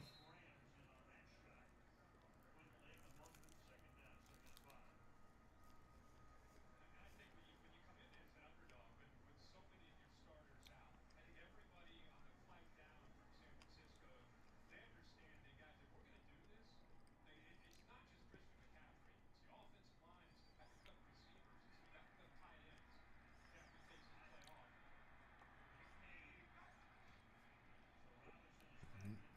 Little outlet to use check. Ooh, and did he get it? Nope, he's just short.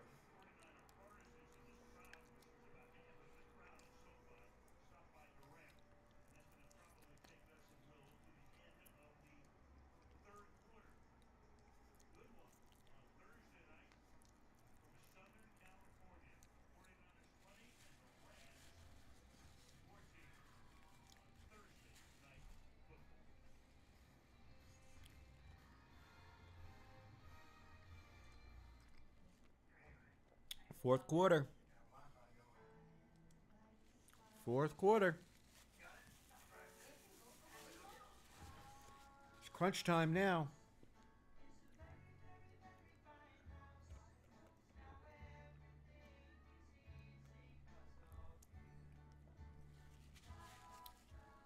It's Spectrum fiber-powered internet, the most reliable internet you can count on.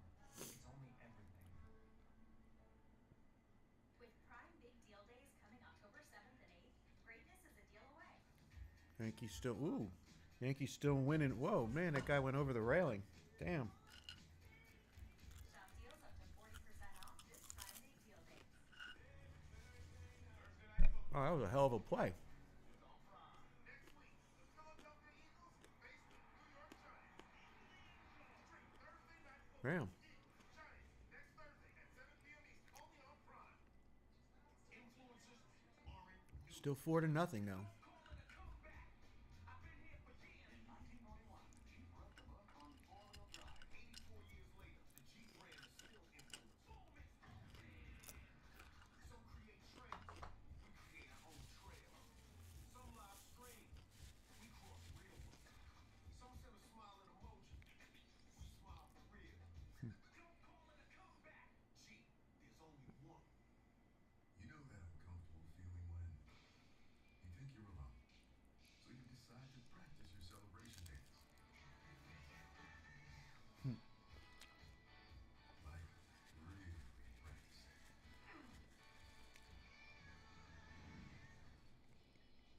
Only to realize you were never all alone. Haynes never feels uncomfortable. Aiden Hutchinson's making some dough on these commercials. Finally beating your siblings to the good room on family vacation. That's what the world's biggest airline can do for you, baby bro. I'm 26. Drop whatever you're doing right now. The Wendy's $8 JBC meal deal is here. That's 2 junior bacon cheeseburgers, medium fries, and a medium drink. So you better be on your way. Bacon waits for no one. The #1 deal for the #1 bacon cheeseburger, gotta be Wendy's. Okay, let's take a look at our next-gen stats powered by AWS. The win probability entering the fourth quarter. Niners on the road, 76% in a 20-14 game. And Rams will lead 24. Here's it's a pretty steep number I agree with by you. NGS. Here's a big play here on 3rd and 1. try to keep this drive going. Oh, and they stopped him. And they lost yardage. Wow. They're not going to go for it now. Not just by Brandon, but 55. Brandon Smith, watch him eat up the offensive line with freeze. 53 to be able to make that play. He's really become the leader of this defense, but let's not forget about the job 55 does right there. Eats up the double team penetration and a freeze. 53 to clean that up on 3rd and short. Thomas Corse, 17 years as a rookie. He's the guy that took the onside successful pick in the Super Bowl, leading to his wrong. That was a big stop. Because not only did they stop him on 3rd down, he lost so many yards, they had to punt it. So now the Rams are getting the ball back. Not in great field position, no. At the 13-yard line. I think that's 76. That's 76%. It just went down to 60%. Yeah, 64 Yeah. to 36, whatever it is. Rams trying to affect another big comeback. I mean, this is a storied rivalry. Started back in 1950. Of course, the Rams moved to St. Louis for 2 decades, came back here, and they're picking up where they left off. This is one of those when we saw the schedule release. Hmm. Right away, we said, "Oh, that one's going to be a great one." Not only the two coaches and the personalities, but these two teams I think have put together and built to make a run this year. Even with the injury for the Niners, obviously we're seeing what this team's all about. We did have this game, though, last year in San Francisco. Here we go. Ended up a 12-6. 6 field goals, no touchdowns. Different storyline. On to this man, Nakua. Frightening pace for the 49ers to even get a first down. Devontae Adams tonight, only one reception for 11 yards. Puka, of course, is their go-to guy. Has set a record, most receptions. That's 50 in a team's first 5 8 games receptions so far tonight. this season. They've kept it down. Yeah, Devontae working through a little hamstring issue. Oh, here we go, over the middle. Caught it. Another first down for the Rams. 9-yard line by David Allen, the tight end. Makes the grab here for a first down. Stafford now 17 of 25 for 208 yards. Stafford that time, he looked left, covered, coming all the way back to his right, and almost throws it as his body is turned, falling away. Still an accurate throw. Good protection. Oh, Incomplete on live action there. That's Devontae Adams, the intended receiver there. Green covering. 2nd and 10. Back we go to Kaylee on the field. Well, guys, a second start. overthrow to Devontae, and that ball could have been intercepted. Lost for the night. Yetur Gross-Matos is out for the game with a hamstring. And I should say, D. Winters, Fred Warner's new partner in the middle of that defense, he was taken to the locker room to look at his shoulder, but he's back out on the field. Man, I tell you, this All game, right. get Robert Sala just trying to plug every hole. 2nd and 10.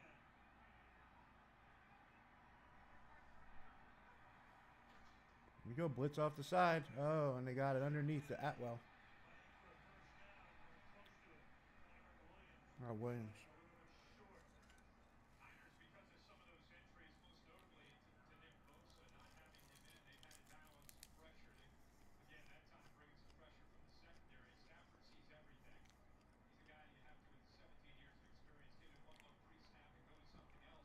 But what Kyron Williams does when he makes the Third catch, and inches. he doesn't wait. He catches it, immediately gets north and south. Almost came up with a first down. Can San Francisco create a negative play? 3rd and inches. Nope. Going to be a first down here. Number 6 is Kyron Williams. Number 12 for Miami. Marquise making the stop there. We talked and we bragged about Blake Corum, the 1-2 punch of he and Kyron Williams, but after that fumble, we've not seen a lot of 22 in there. It's been really Kyron Williams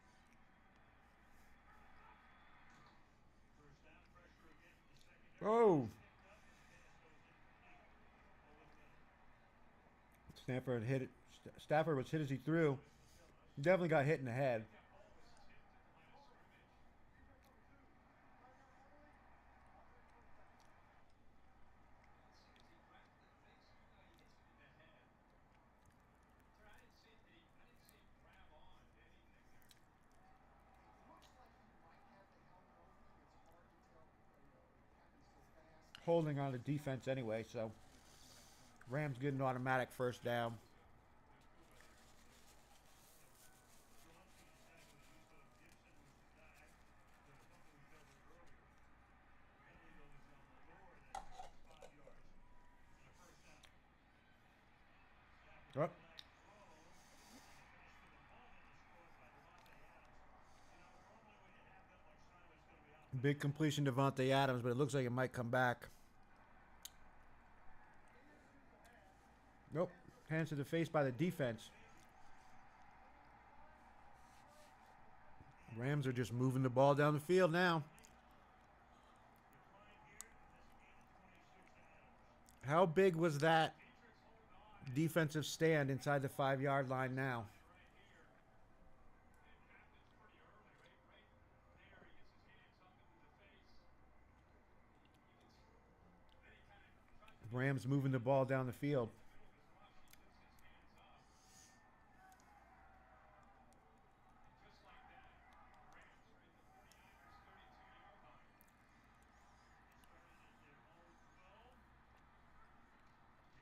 San Francisco's got to get an interception. Another play over the middle to Adams. He didn't have barely any receptions earlier. Now he's just eating up the secondary. He'll push off.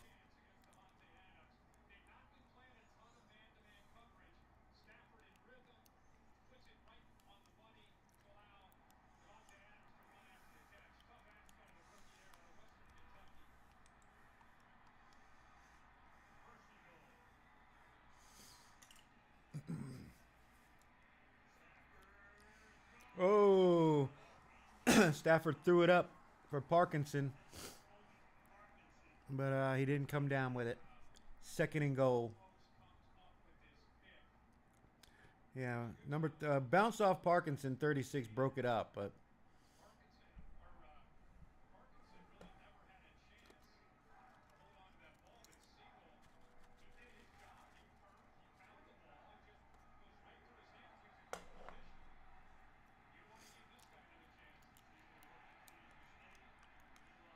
oh, touchdown.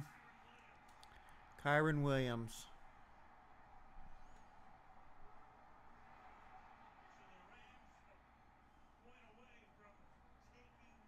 And we are tied at 20 with the extra point still to come.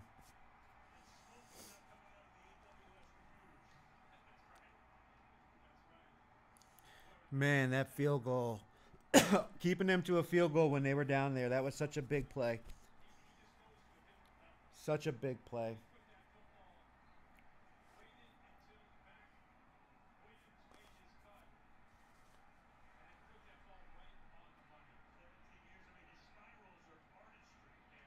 And he blocked it. We are tied.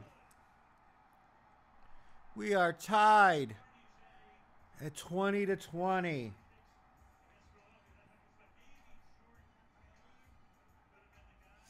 Yeah, I watched a breakdown. I forget who did it. I'd like to give him credit, but I can't remember. It might have been Baldy on X, but they did a breakdown of where the Eagles were going after the Rams field goal team, where they saw the weakness in their line when they blocked those 2 field goals in that game, because they got exposed on an extra point the week before that. And so the Eagles went with it, and now they just did it again.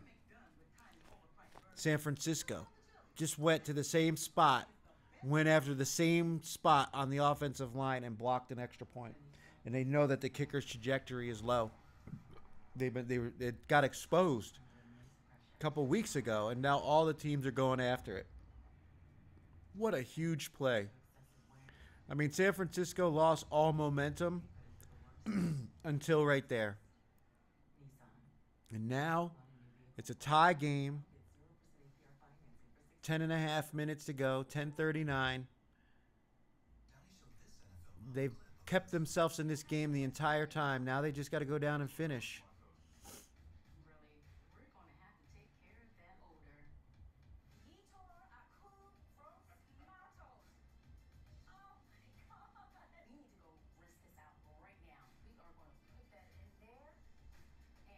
Yeah, missed blocked kick. The blocked kicks trend continues. Yeah. Rinse impossible odors out in one wash. I got this old thing and the bill from the store where I got it. Figured you could beat it with a better deal on one of these big boys. What a play.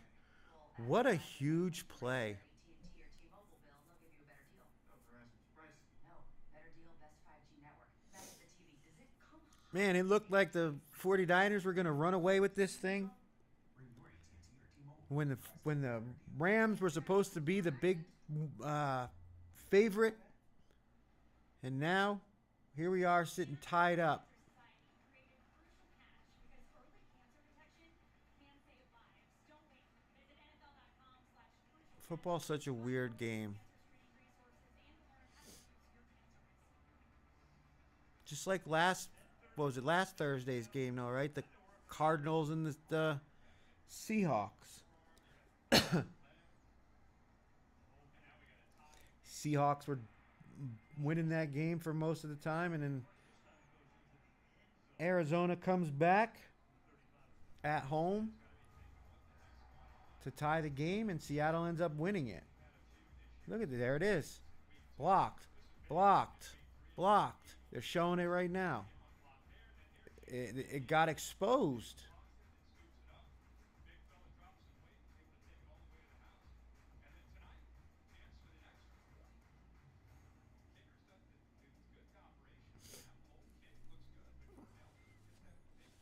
Yeah, whoever it was on X, they had a great breakdown of all those plays against the Rams kicking team and how they were going after the same spot because they know that this guy kicks low.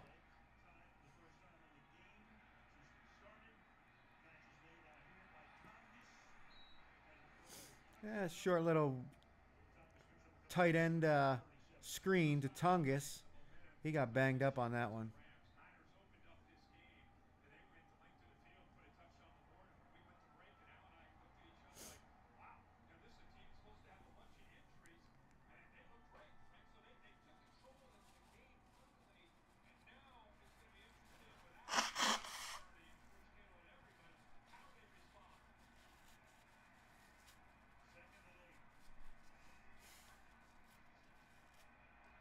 McCaffrey.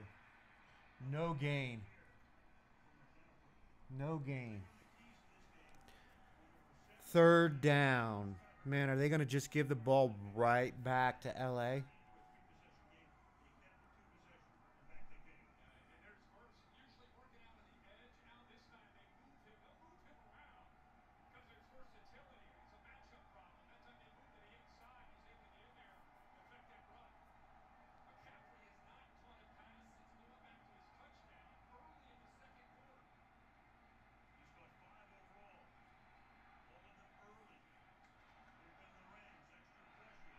Oh, there's got to be a fucking flag. Incidental contact? Wow. Not good.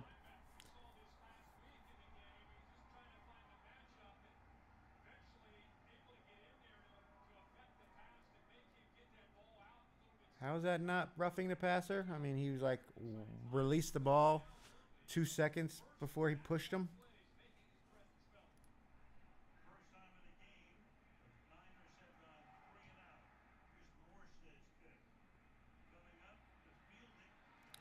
They couldn't have picked a worse time to have their first 3 and out.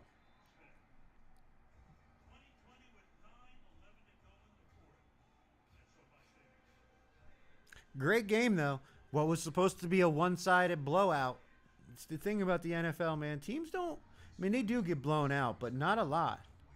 Especially when it's division rivals. 2 teams that know each other.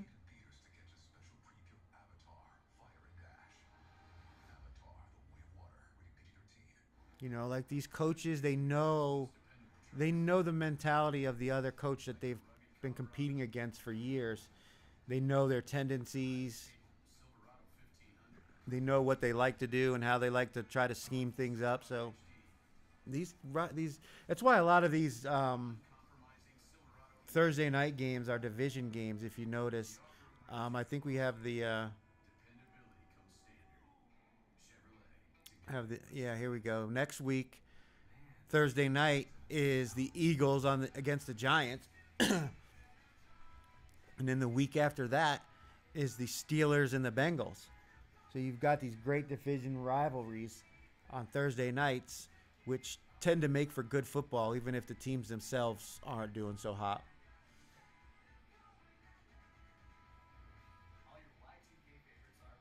And you can also join us on Monday nights after the Monday night football game concludes for the late night at the lounge right here, where we go over the week's results and we talk about what the next week's games we like. We have AT&T Dynamic Defense.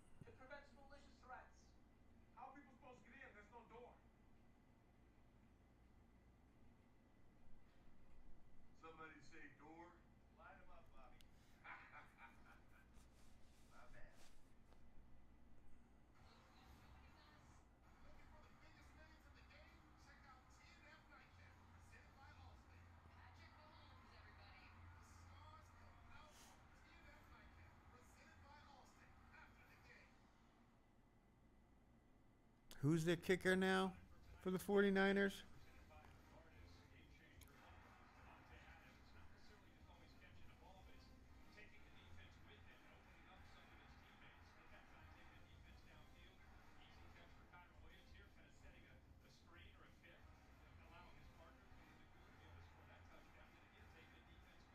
Eddie Pinheiro. Pinheiro. All right.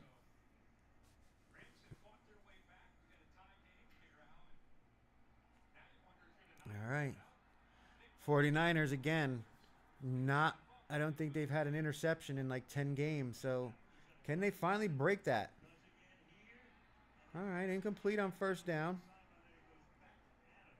That's pretty high throw by or by Stafford there. Trying to hit Adams. Not a bad guy to be throwing the ball to.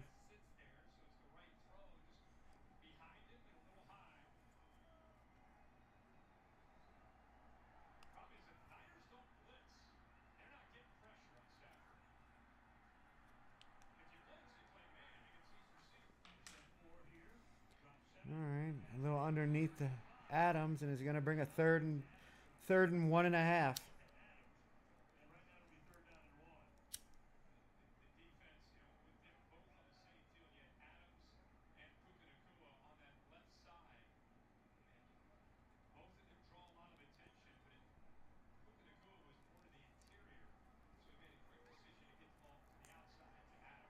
All right.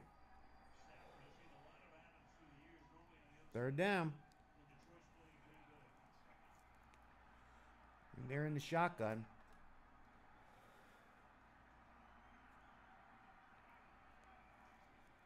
They're going to throw it. Oh, man, how did he not intercept that? How did Winters not intercept that? The receiver went one direction, and he threw it to the other side. And, yeah, it was a choice route. He thought he was going outside. The receiver went inside. And it was almost a pick, but now it's 4th and 1, and they're going to punt. The Rams are giving the ball back to San Francisco. Directional kick. Kicking it out of bounds. Yeah, it's out. Whoa, bounced. Nice bounce for the Rams. Wow, inside the 2 yards. Inside the 2-yard line. That ball literally hit like inches from the white line on the side and then completely bounced in the opposite direction. Rolls down to the 2. This is where San Francisco gets fucked. This is where McCorkle Jones makes the mistake that costs him the game.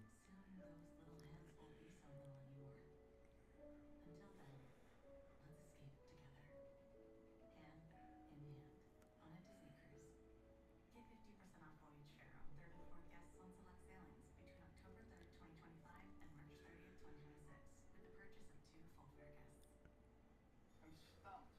Friendly insurance lizard, first letter G. Geppetto? Come on, you just switched to Geico for car insurance? They know exactly what you need? I didn't think people at Geico weren't lizards. Thank you, Peter. Son, David. Napoleon? I don't know. Why are you looking at me? Here we go. Hey, it's the Geico Gecko. This guy knows crosswords. 64 across is clear. Thank you. Get more support. Is that how you spell Prakasha? Get more with Geico.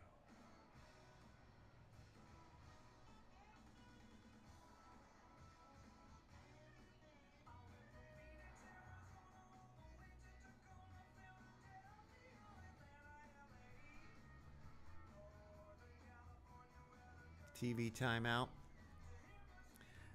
Yeah. So you can join me Saturday, 6 p.m. Pacific for the picks release show, where I'll be giving out the final 5 picks for week 5 of the Circa Millions. We went 5-0 last week. We need to capitalize on our good week. We're 11-9 right now, and continue to march towards those top 100 positions. Like I said, I'm leaning Buffalo heavily. I liked Kansas City. I liked Indiana. Ooh, I think there's some fishy lines this week.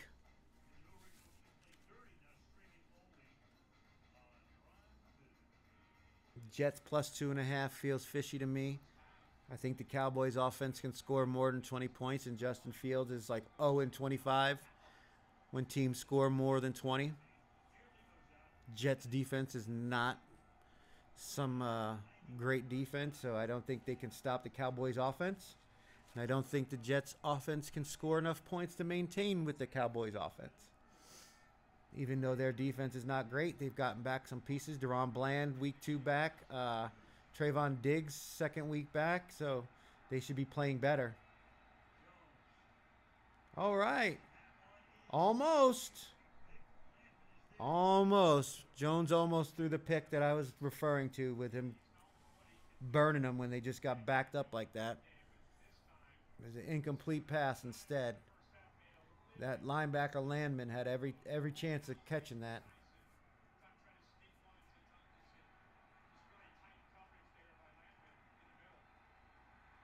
That was close.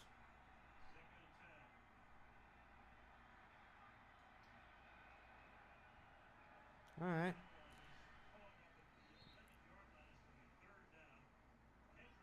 Kendrick Bourne with about an 8 or 9 yard gain there. 8 yards, I think. So 3rd and 2. Opens up the playbook a lot more. That's for sure. Soft coverage that time by Emmanuel Forbes Jr. gave him an easy throw. When you're backed up, you're thinking, making a holding call in the end zone. It's 2 points. At least now they get away from it. Sets up this 3rd and short. Here we go. 3rd and 1. Are they going to run it? No, they're going to throw it. And he got it. Kendrick Bourne with another reception. All right. Don't get all too crazy now, Bourne. You're celebrating a little too hard for a first down when you're still at your, 20-ish, 27-yard line or something like that? Well, wait for Jones to stand in there. He stood in that pocket with people falling all around his legs.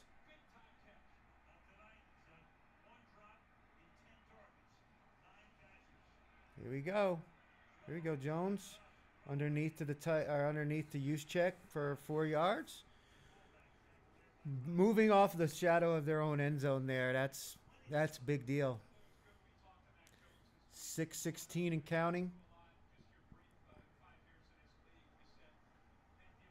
Because even if they end up having to punt, the fact that they weren't that far back, they can flip the field again. They kind of negated that great bounce they got on the punt for the Rams. Here we go. Hand off to Robinson. Not much going there. You know, the Rams have played the run better than I thought they would. They are good.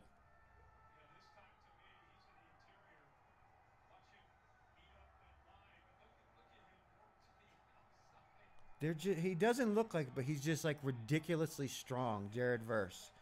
You know, you're going up against these gigantic offensive linemen, and he just overpowers them with his natural strength. I mean, I'm sure he lifts weights and shit, but he doesn't look like a humongous man, but he is strong.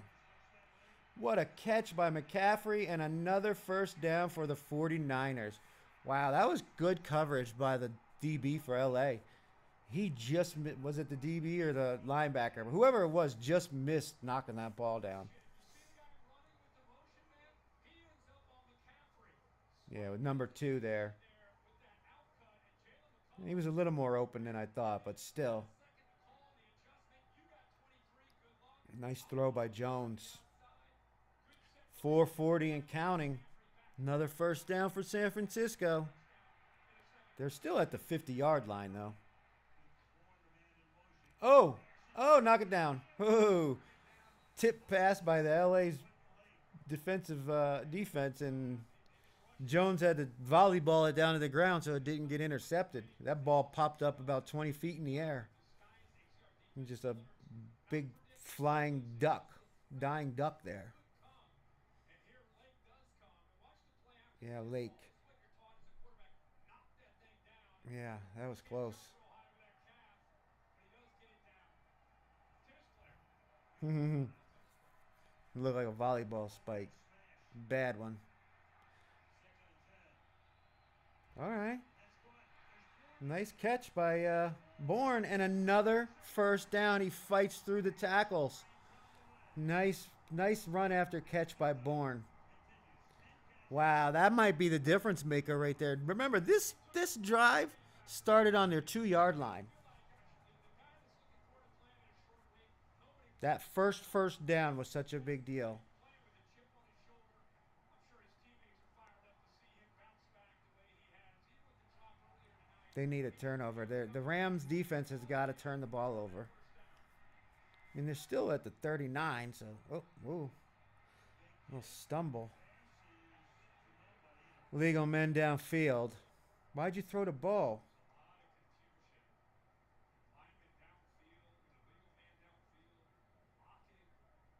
Yeah, that was a busted play from the get-go.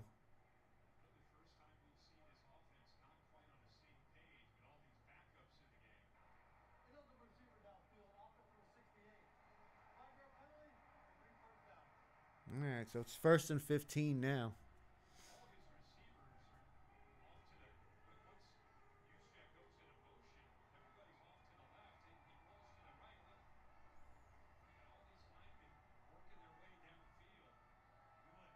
got all these linemen working their way downfield. Bourne comes off the field. He was down. I thought he was just retiring his shoe, but he came off slowly. So he is on the sideline right now on a 1st and 15.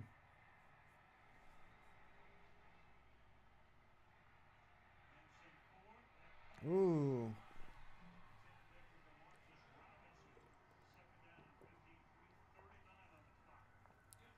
Jones with the incomplete pass.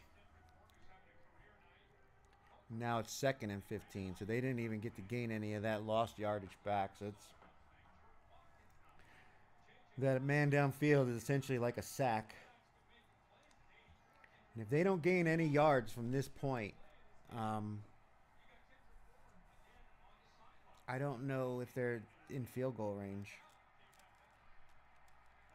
I don't think so. Not for Pinheiro.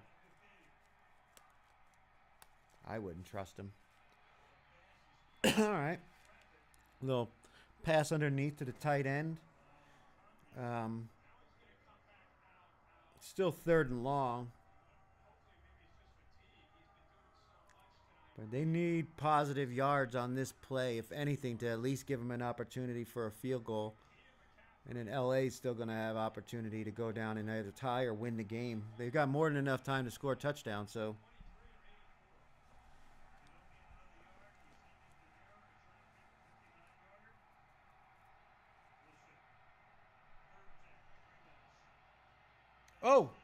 Oh, that should have been an interception.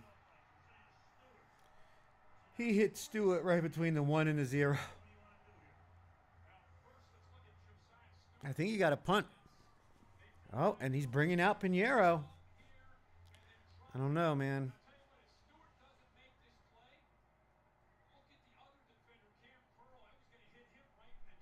Yep, Jones almost threw it to 2 different Rams. They're going to go for a 59-yarder.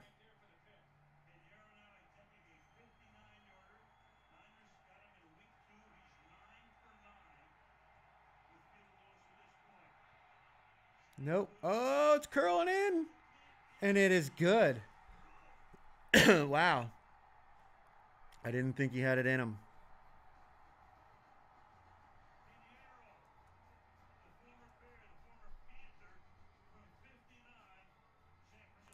23-20. 2:52 to go. I think the Rams have 2 timeouts remaining. I know they used 1 when he challenged the spot. But no, he got that back though because they said it was replay assist. So do they have all three still? Because LA could certainly just go down and score this touchdown and win the game now. But what happens to that flow when you go from working to retirement?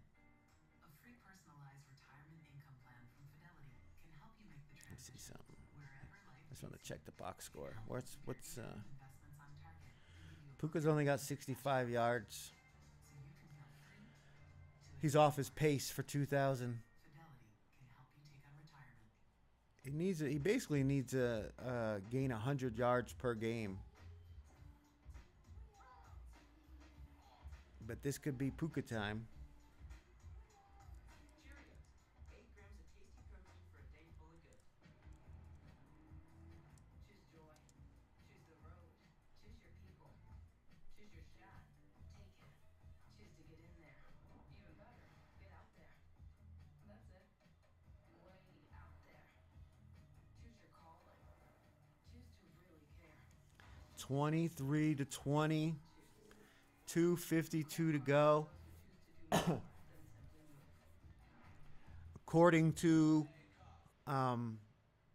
Survivor Atlas, they're projecting 23% of the field, the remaining field in Circa Survivor, to be on the Rams this week. That's 2,800 entries. There's a lot of people out there that are very interested in the next 2 minutes and 52 seconds of this game. I mean, the plus 8.5 is pretty much a lock at this point. If you took the 49ers in the points, congratulations. Unless something terrible happens, you're looking pretty promising to cash that one. But the Circa Survivor, with that many predicted entries, that would be the start of a devastating weekend because they started out at 18,600. They're down to 12,400. And if they were to lose 2,800 in one game to this weekend, starting on Thursday, what does Sunday and Monday have to bring? Arizona is supposed to be considered one of the top teams this week.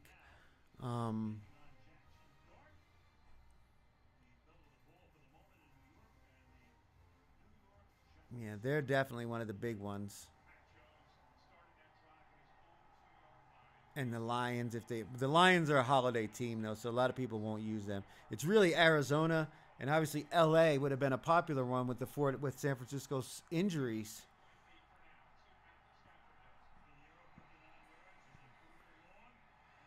And there it is. There's the guy.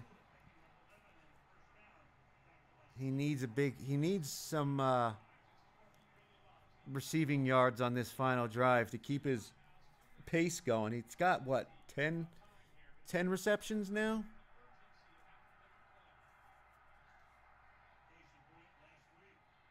He's got a touchdown tonight. Look at Adams. Bang, bang. Just like that. Right down the field. They're probably going to let it run to the 2-minute warning.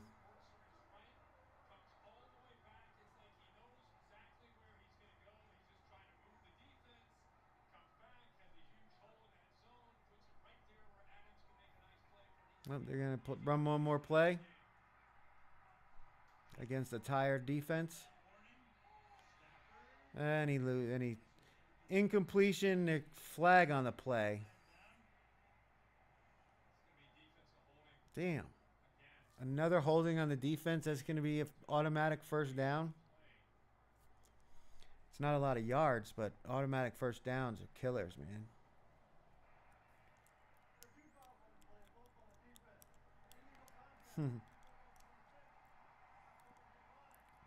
What you see are these, the defensive back or the linebackers are standing, and the tight ends, they just run like right into them and then turn out, and they call illegal contact.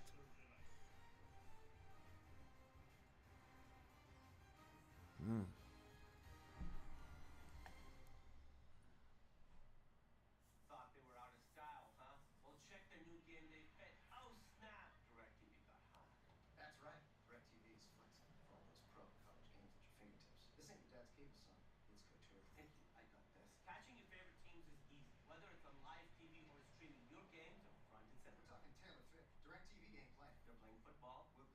Yeah, obviously playing football, but the movie I was talking about. DirecTV now includes Disney Plus, Hulu, and ESPN Unlimited.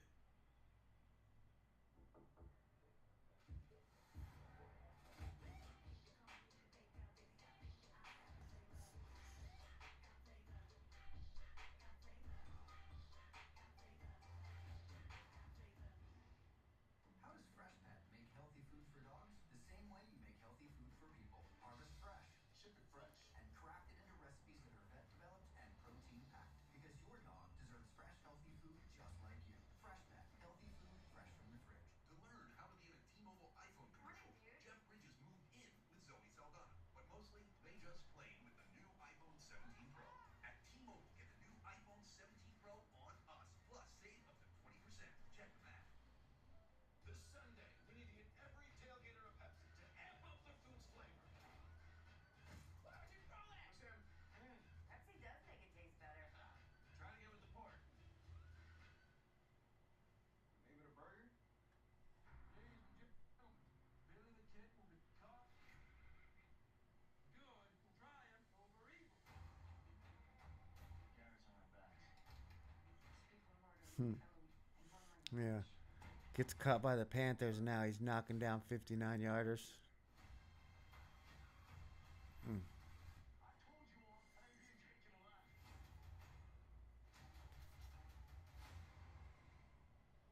Here we go. Final 2 minutes of regulation time.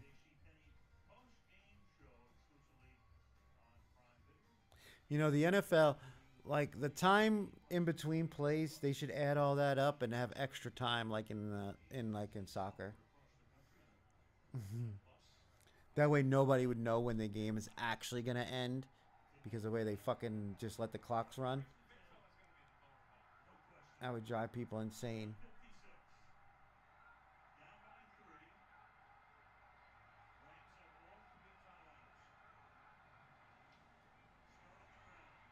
Yep, look at that little cutback.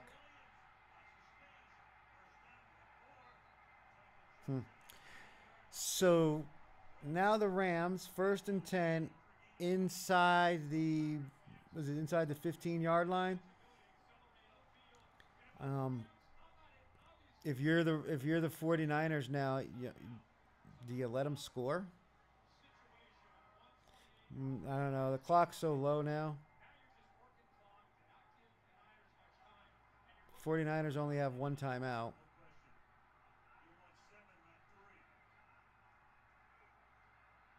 Now would be an incredible time to get their first interception in forever. Uh-oh, here we go.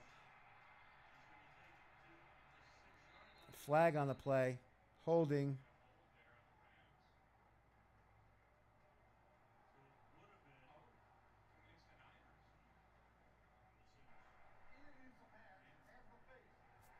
Nope. Illegal use of hands. Wow.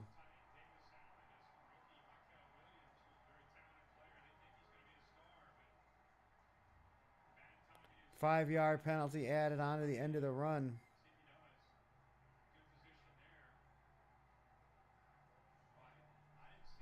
There was no penalty. That's a bad call.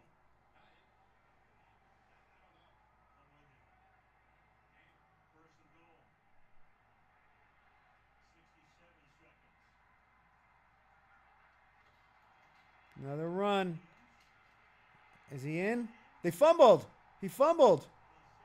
He fumbled. Oh my God, he fumbled the ball. Oh my goodness. He was at the half-a-yard line and fumbled. Holy shit, San Francisco recovered.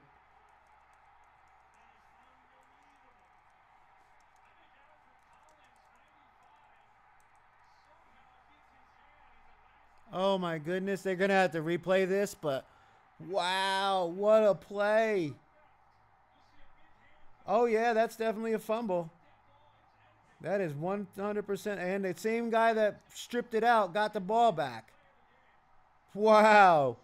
Oh my God. Oh yeah, that's 100%. That's a fumble. And it lands right in his hands. Oh man. Oh man. Rams have all 3 timeouts. San Francisco's got the ball on their own half-a-yard line.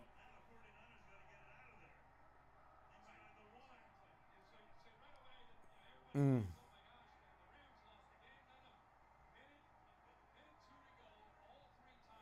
Amazing. What a play. What a turn of events. What a turn of events for this game. Oh my goodness. What are they going to do? Is he just going to sneak it? He is just going to sneak it.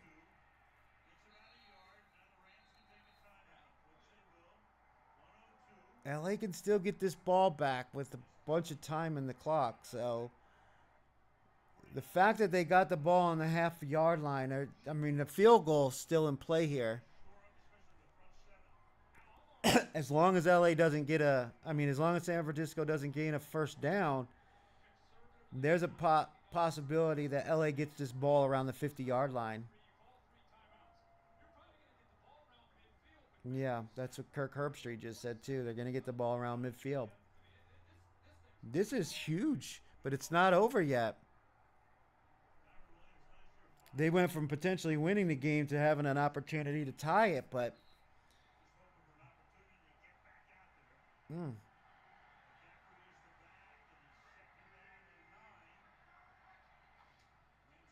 know, a little handoff to McCaffrey, and he goes nowhere.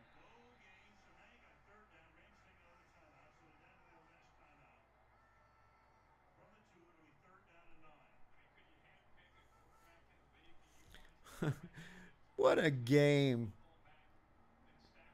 I mean, just what a game. Look at this play. Here it is right here. You see him come in. Bang. What a play. All right. 3rd and 8.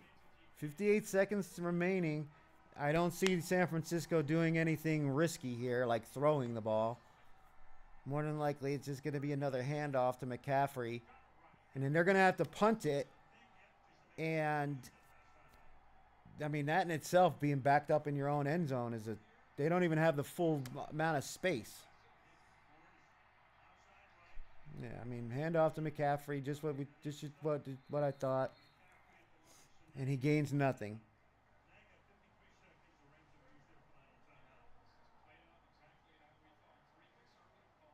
Wow. What a freaky conclusion to this game.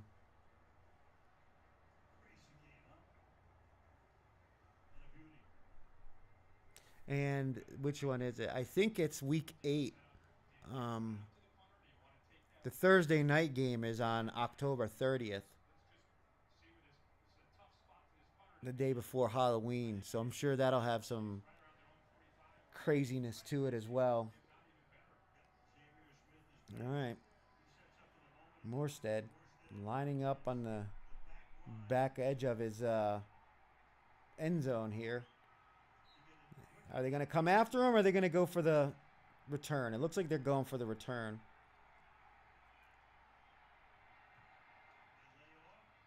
Yeah. Look at he already at the 50. Is he out of bounds? Uh-oh.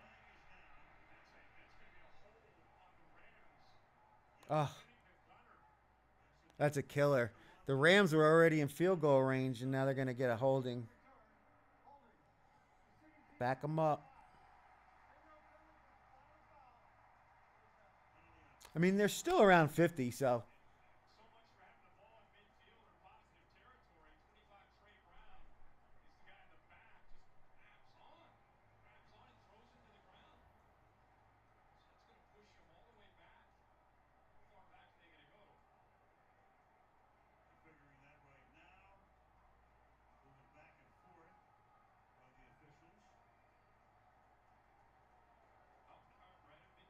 Yeah, I was going to say, it had to have been close to it because that's where the foul occurred. So 10 yards from the foul.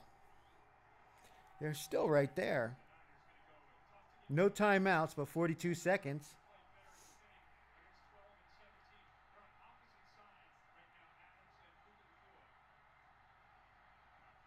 You got two of the best receivers in the game.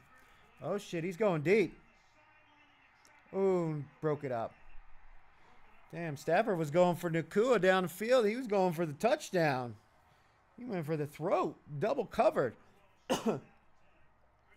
That was close. No wonder why the 49ers never intercept the fucking ball, though. I mean, you got two guys there. One of them can't come up with the ball. That's game if you intercept that. The rookie. I mean, nice. He got his hand in there to affect it for sure, but damn. All right, here they go. They got to get in the field goal range still. Up, Stafford up, and he missed Adams. 3rd and 10. The pressure was on him. One of the San Francisco defensive linemen was coming around the right side there and swiping at him. I don't know if he hit his arm or not because that ball went behind Adams. 3rd and 10. Here we go. Dumps it off to Williams. 2 49ers there. Drive him out of bounds, but it's going to be 4th down. 25 seconds remaining in the game. 4th down and 4.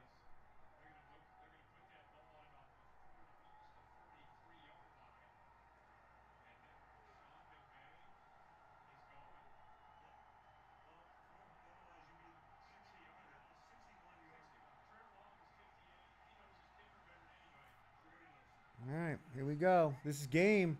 Because if they get this, they'll be able to spike it and then maybe go for one more play and then kick a field goal. Otherwise, it's game time. Oh, there he is. Kyron Williams, he got it. Yeah, they're going to spike it now. 12 seconds to go. Right at the 30-yard line. Do you try to run one more play? You have to.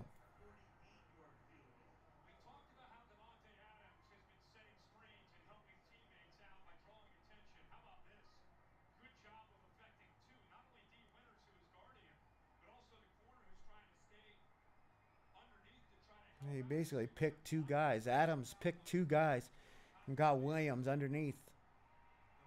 Nice play design.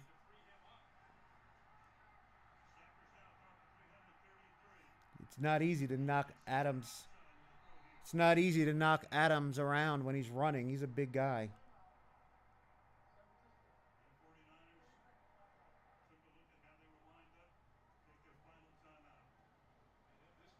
Timeout, San Francisco. They use their final timeout with 12 seconds to go.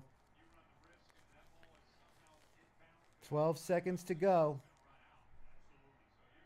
2nd and 10.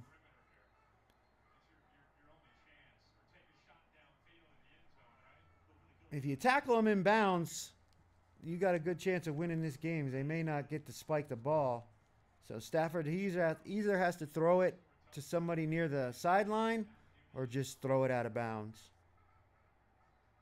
Or, well, I'd say run it, but you got to spike it still.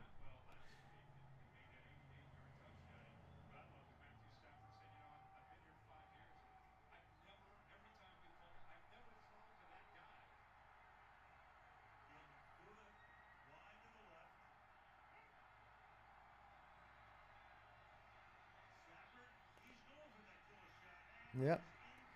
Went for the deep shot to Adams. All right. So here they're going to line up for a field goal now.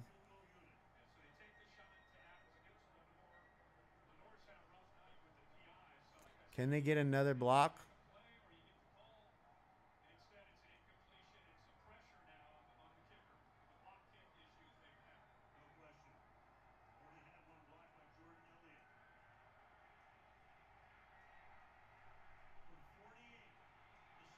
48-yard field goal.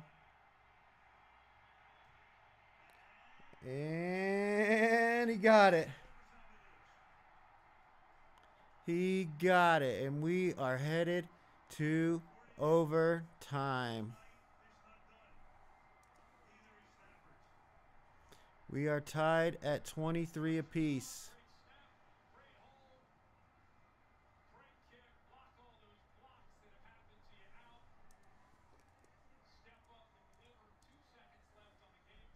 And we are headed for overtime, folks. Headed to OT. Stafford once again does it. Well put. You got to block out the blocks. Overtime. Trying to have a little potty English. Doesn't work. To OT we go. Then the winner of this game will All those Circa Survivor entries just got a reprieve. with a mark of 4-1. Loser goes to 3-2. 4 field goals. Will stay in first place with Every time he bets the 4 field goals at prime time, this is his winning emoji or winning gif. with 2 seconds left. See what kind of crazy bounce this thing takes. He's just going to clear it. He's going to clear it out. Going to have some overtime before we're in overtime. But here's Sky Moore. All right, here we go. Well, Sky Moore with a good return, but we are headed to overtime. Find out who's going to win the toss, make the call. Remember the new rules now. Even if the team scores, team A scores, team B is still going to get the ball. Whether it's a field goal or a touchdown or whatever it is. Kind of walking through all the options at this point to make sure everybody understands what how Here we go. And you want to play defense first or offense. It's an interesting call. Because if you win the toss, you want to, What do you think? I like defense. here's the thing, though. The 15-minute overtime. Make sure you hit that like button. Like and subscribe. If you give the ball away, the offense takes the break minutes. We are going to play a maximum of 10-minute overtime. Both teams will have opportunities. End of regulation. Fourth quarter timing rules. Both teams will get 2 timeouts and all replays are upstairs. Any questions? Nope. That's just you. Show the whistle. It is tails. You want a kick? You want a kick? Which way you want to play? All right, so to OT we go. In a 23-23 game. Rams 49ers on Thursday night. Will they survive week 5? I don't know, folks. I don't know.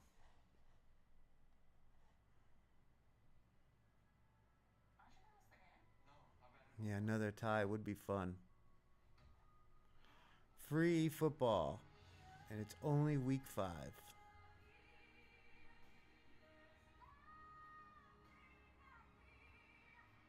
49ers came close. Get live,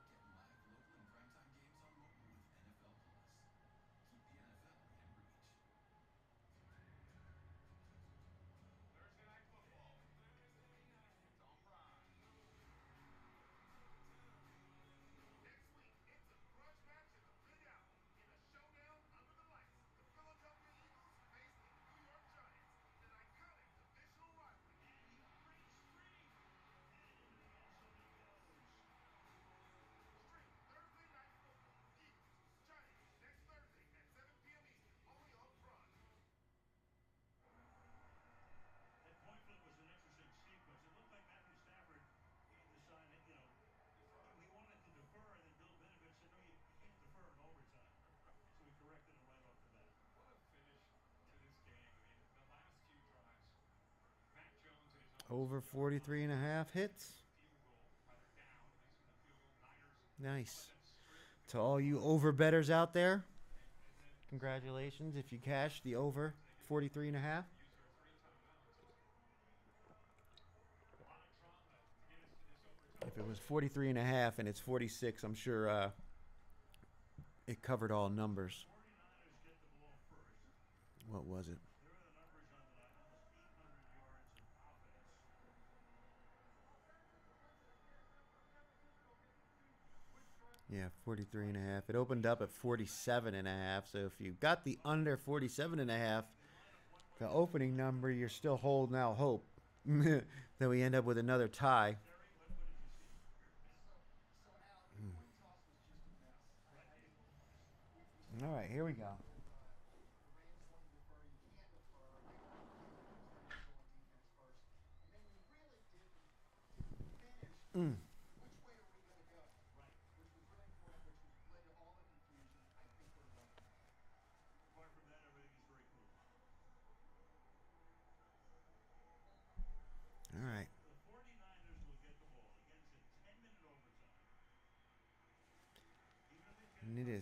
overtime we go. Score.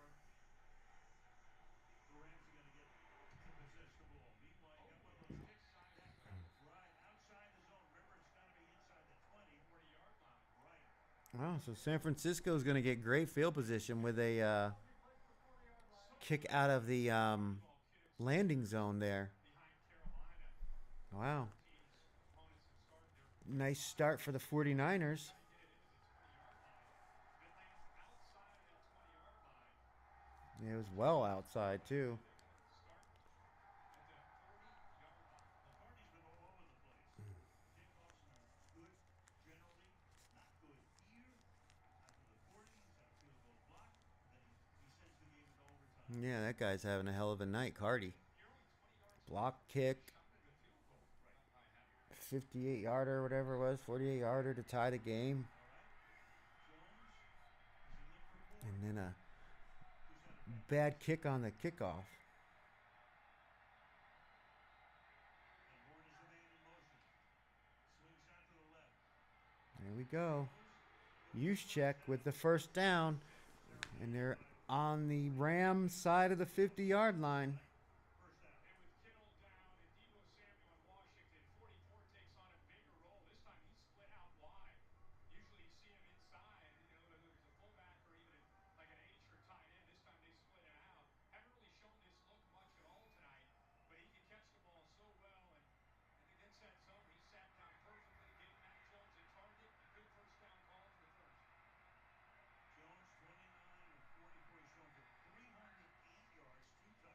Here we go. Slings it out to Swing out to McCaffrey. He makes one man miss, gets a block downfield, and he is down inside the 35-yard line. Wow. Now watch DeMarcus Robinson dial First and 10, San Francisco. worried about the corner. He wants to make that corner But this is the new rules. linebacker, leave Christian McCaffrey with the corner. What a great decision. Because Emmanuel Forbes at 6 feet, about 170 pounds, in the open field against 23, not a real good chance he's going to make that tackle just by diving. A good job of eyeing up that linebacker. Juszczyk in motion. First and 10. Pass to the Yep. outside. Ball in. Well, out route to the tight end. San Francisco's moving the ball. Been on in Germany and his About a 7-yard gain to the tight end, Tungus. down in New England. Was a backup in Jacksonville. 2-0 this year, filling in for Brock Purdy. Brock couldn't go tonight, so he's asked to step in tonight.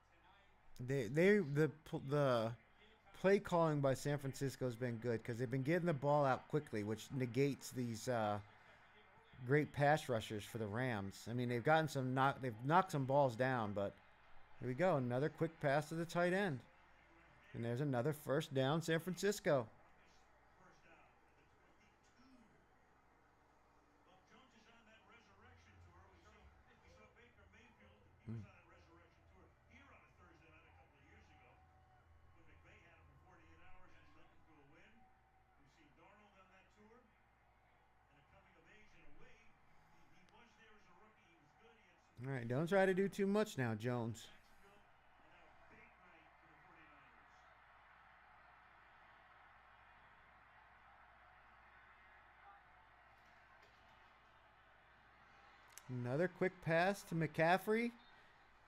And another good gain. Another 7 yards inside the 20, or inside the 15 at the 14-yard line. Ball kick didn't land in the landing zone.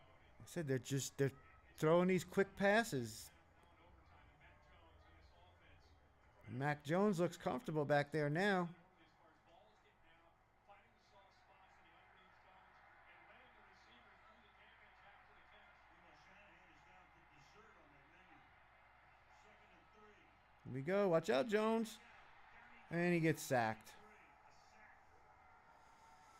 sack. Colby You got to throw that one away, Jones. Now it's third down. third down.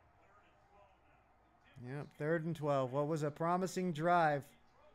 You got to throw it away. Throw it at the feet of your somebody. Rams did a nice job of coming up with tighter coverage, so he had nowhere to go with it, and that's what allowed Yeah, that's the condensed field. There's definitely not as much area to throw in. You got to be ready to go. First of the night. Third down and 12. But whatever you do, just don't make another mistake where you mess up the opportunity for a field goal. At least give your defense an opportunity to make a play. Watch out. At least he got the ball away. Incomplete pass.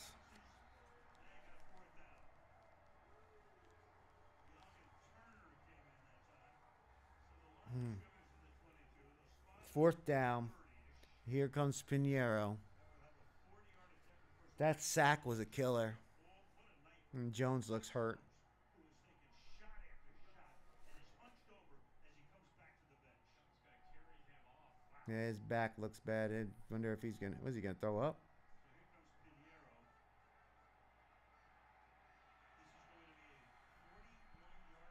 attempt. 41-yarder. He's made 3 of 3 tonight, and this one Ooh, he got it off the inside of the upright. Just inside the upright. Wow, that was close. That was close. But he made it. And now it's up to the San Francisco defense. Yep, 5:51 remaining, 2 timeouts. Touchdown wins. Field goal ties. And so everybody knows in the Circa Survivor contest, a tie is a loss, which really sucks because like last week, there was a lot of people on the Packers and there was only like 1 or 2 people on the Cowboys. With a favorite like that, the Cowboys should not have been eliminated. The fact that they tied that team. It's like this. If the 49ers tie the Rams and they're 8.5 point dog or 8.5 point favorites, or dogs, I mean, to the other team. Hey, he looked like he was about to throw up. They should not be eliminated if the game is tied. But it is what it is, you know. he might not be done because if the Rams get a field goal, on we go. Here we go. Rams with the kickoff return and down around the 33-yard line. 5:46 remaining. 2 timeouts for the Rams. They need a touchdown.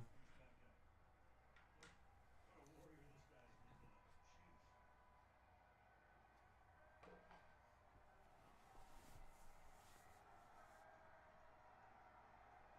with Cardi yet, I don't think, right? 1st and 10.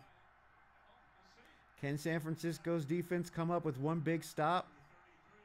Stafford in the pocket. Stafford throws. And there's Nakua adding to his yardage total and his reception total. He's really going to have an opportunity to break both those records, the receptions and the yards, especially the 2,000-yard mark. Where he marched to more 50 game-winning drives. That's the 5th most in NFL history. San Francisco not getting much pressure on Stafford. Stafford winding up and going deep. And he's got, who was it? Tutu Atwell. Oh, man, what a big gain. And they're down inside the, looks like the 20. Wow, that was huge. He just ran. Stafford had all kinds of time. He just ran away from his guy. Wow. Yep, went out of bounds at the 20-yard line. They're already in field goal range with the opportunity to score the touchdown. No pressure on Stafford on that play at all. They don't blitz, and the 4 down linemen ain't doing it. Ooh, he floated one over to Atwell and was almost picked off. Wow. 2nd and 10. That was close. Stafford floated that out there, and the DB for San Francisco broke off his man, almost intercepted it. He jumped for it, and it was just out of his reach. Yeah, Diamondor, Lenore. 2nd and 10, 20-yard line. Rams down by 3. Can the Niners defense come up with a stop? At least hold them to a field goal try. All right, there we go. Short gain to Williams, and it's 3rd down. Now you got to, you know, if the Rams get close to the 1st down, will they go for it on 4th down or will they kick the field goal? Still 4 minutes in this game. Both teams have their timeouts. 2 timeouts. 3rd and 6. Yeah, I wouldn't be too confident in my field goal kicker with all the blocks this year.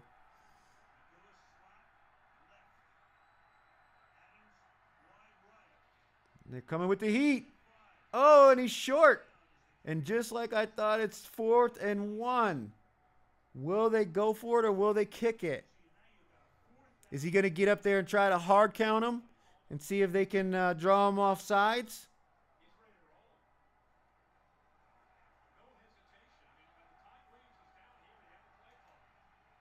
They're going for it. They're at least lining up like they're going to go for it. I want to see if is he going to actually snap the ball. Somebody called timeout. San Francisco.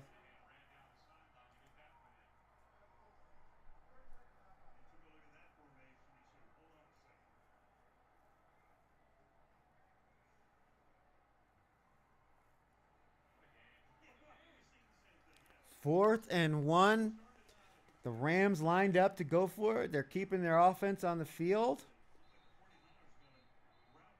I wasn't sure if they were going to snap it or if they were just trying to draw the 49ers defense off sides to get a cheap first down. But, I mean, looks like McVay's going to roll the dice here and see if his offense can pick up 1 yard and help them maybe get this win as opposed to kicking the field goal and tying the game. There's still 3:41 to go in the game.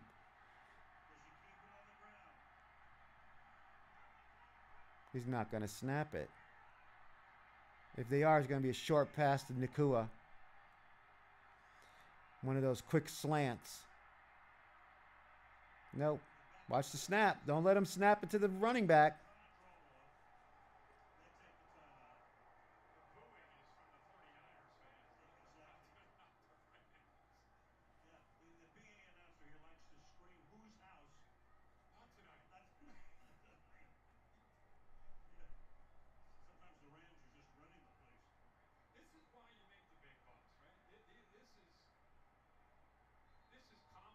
Wow. What a game. What a game this turned into. Obviously, the Rams were the big favorite. 49ers came out and really started putting it on them early. Rams come back to tie it just for the 49ers to then take the lead. Goes to a final field goal to tie the game into overtime. And now here we are, 4th and 1, down 3. The Rams are lining up to go for it, and they can't call timeout. He did not get it. He did not get it. He did not get it. They go for it, and they stuff him. The 49ers stuffed him. Kyron Williams on 4th and 1. They run the ball, the Rams, and they do not get it. Wow. Game over. Game over, and the 49ers hold on to win, and the 28% that's predicted for Circa Survivor are not happy. What a game. What a game. What a finish. I really thought they were going to kick the field goal and go for the tie, but McVay brings the offense back out there, runs it, and they just stuffed it. What a play. Fred Warner meets him right in the hole. And the number 36 comes in and cleans it up. What a play. Yeah, Lenore's there. They saw it coming and they just rallied to the ball. Fred Warner, what a play. What a play.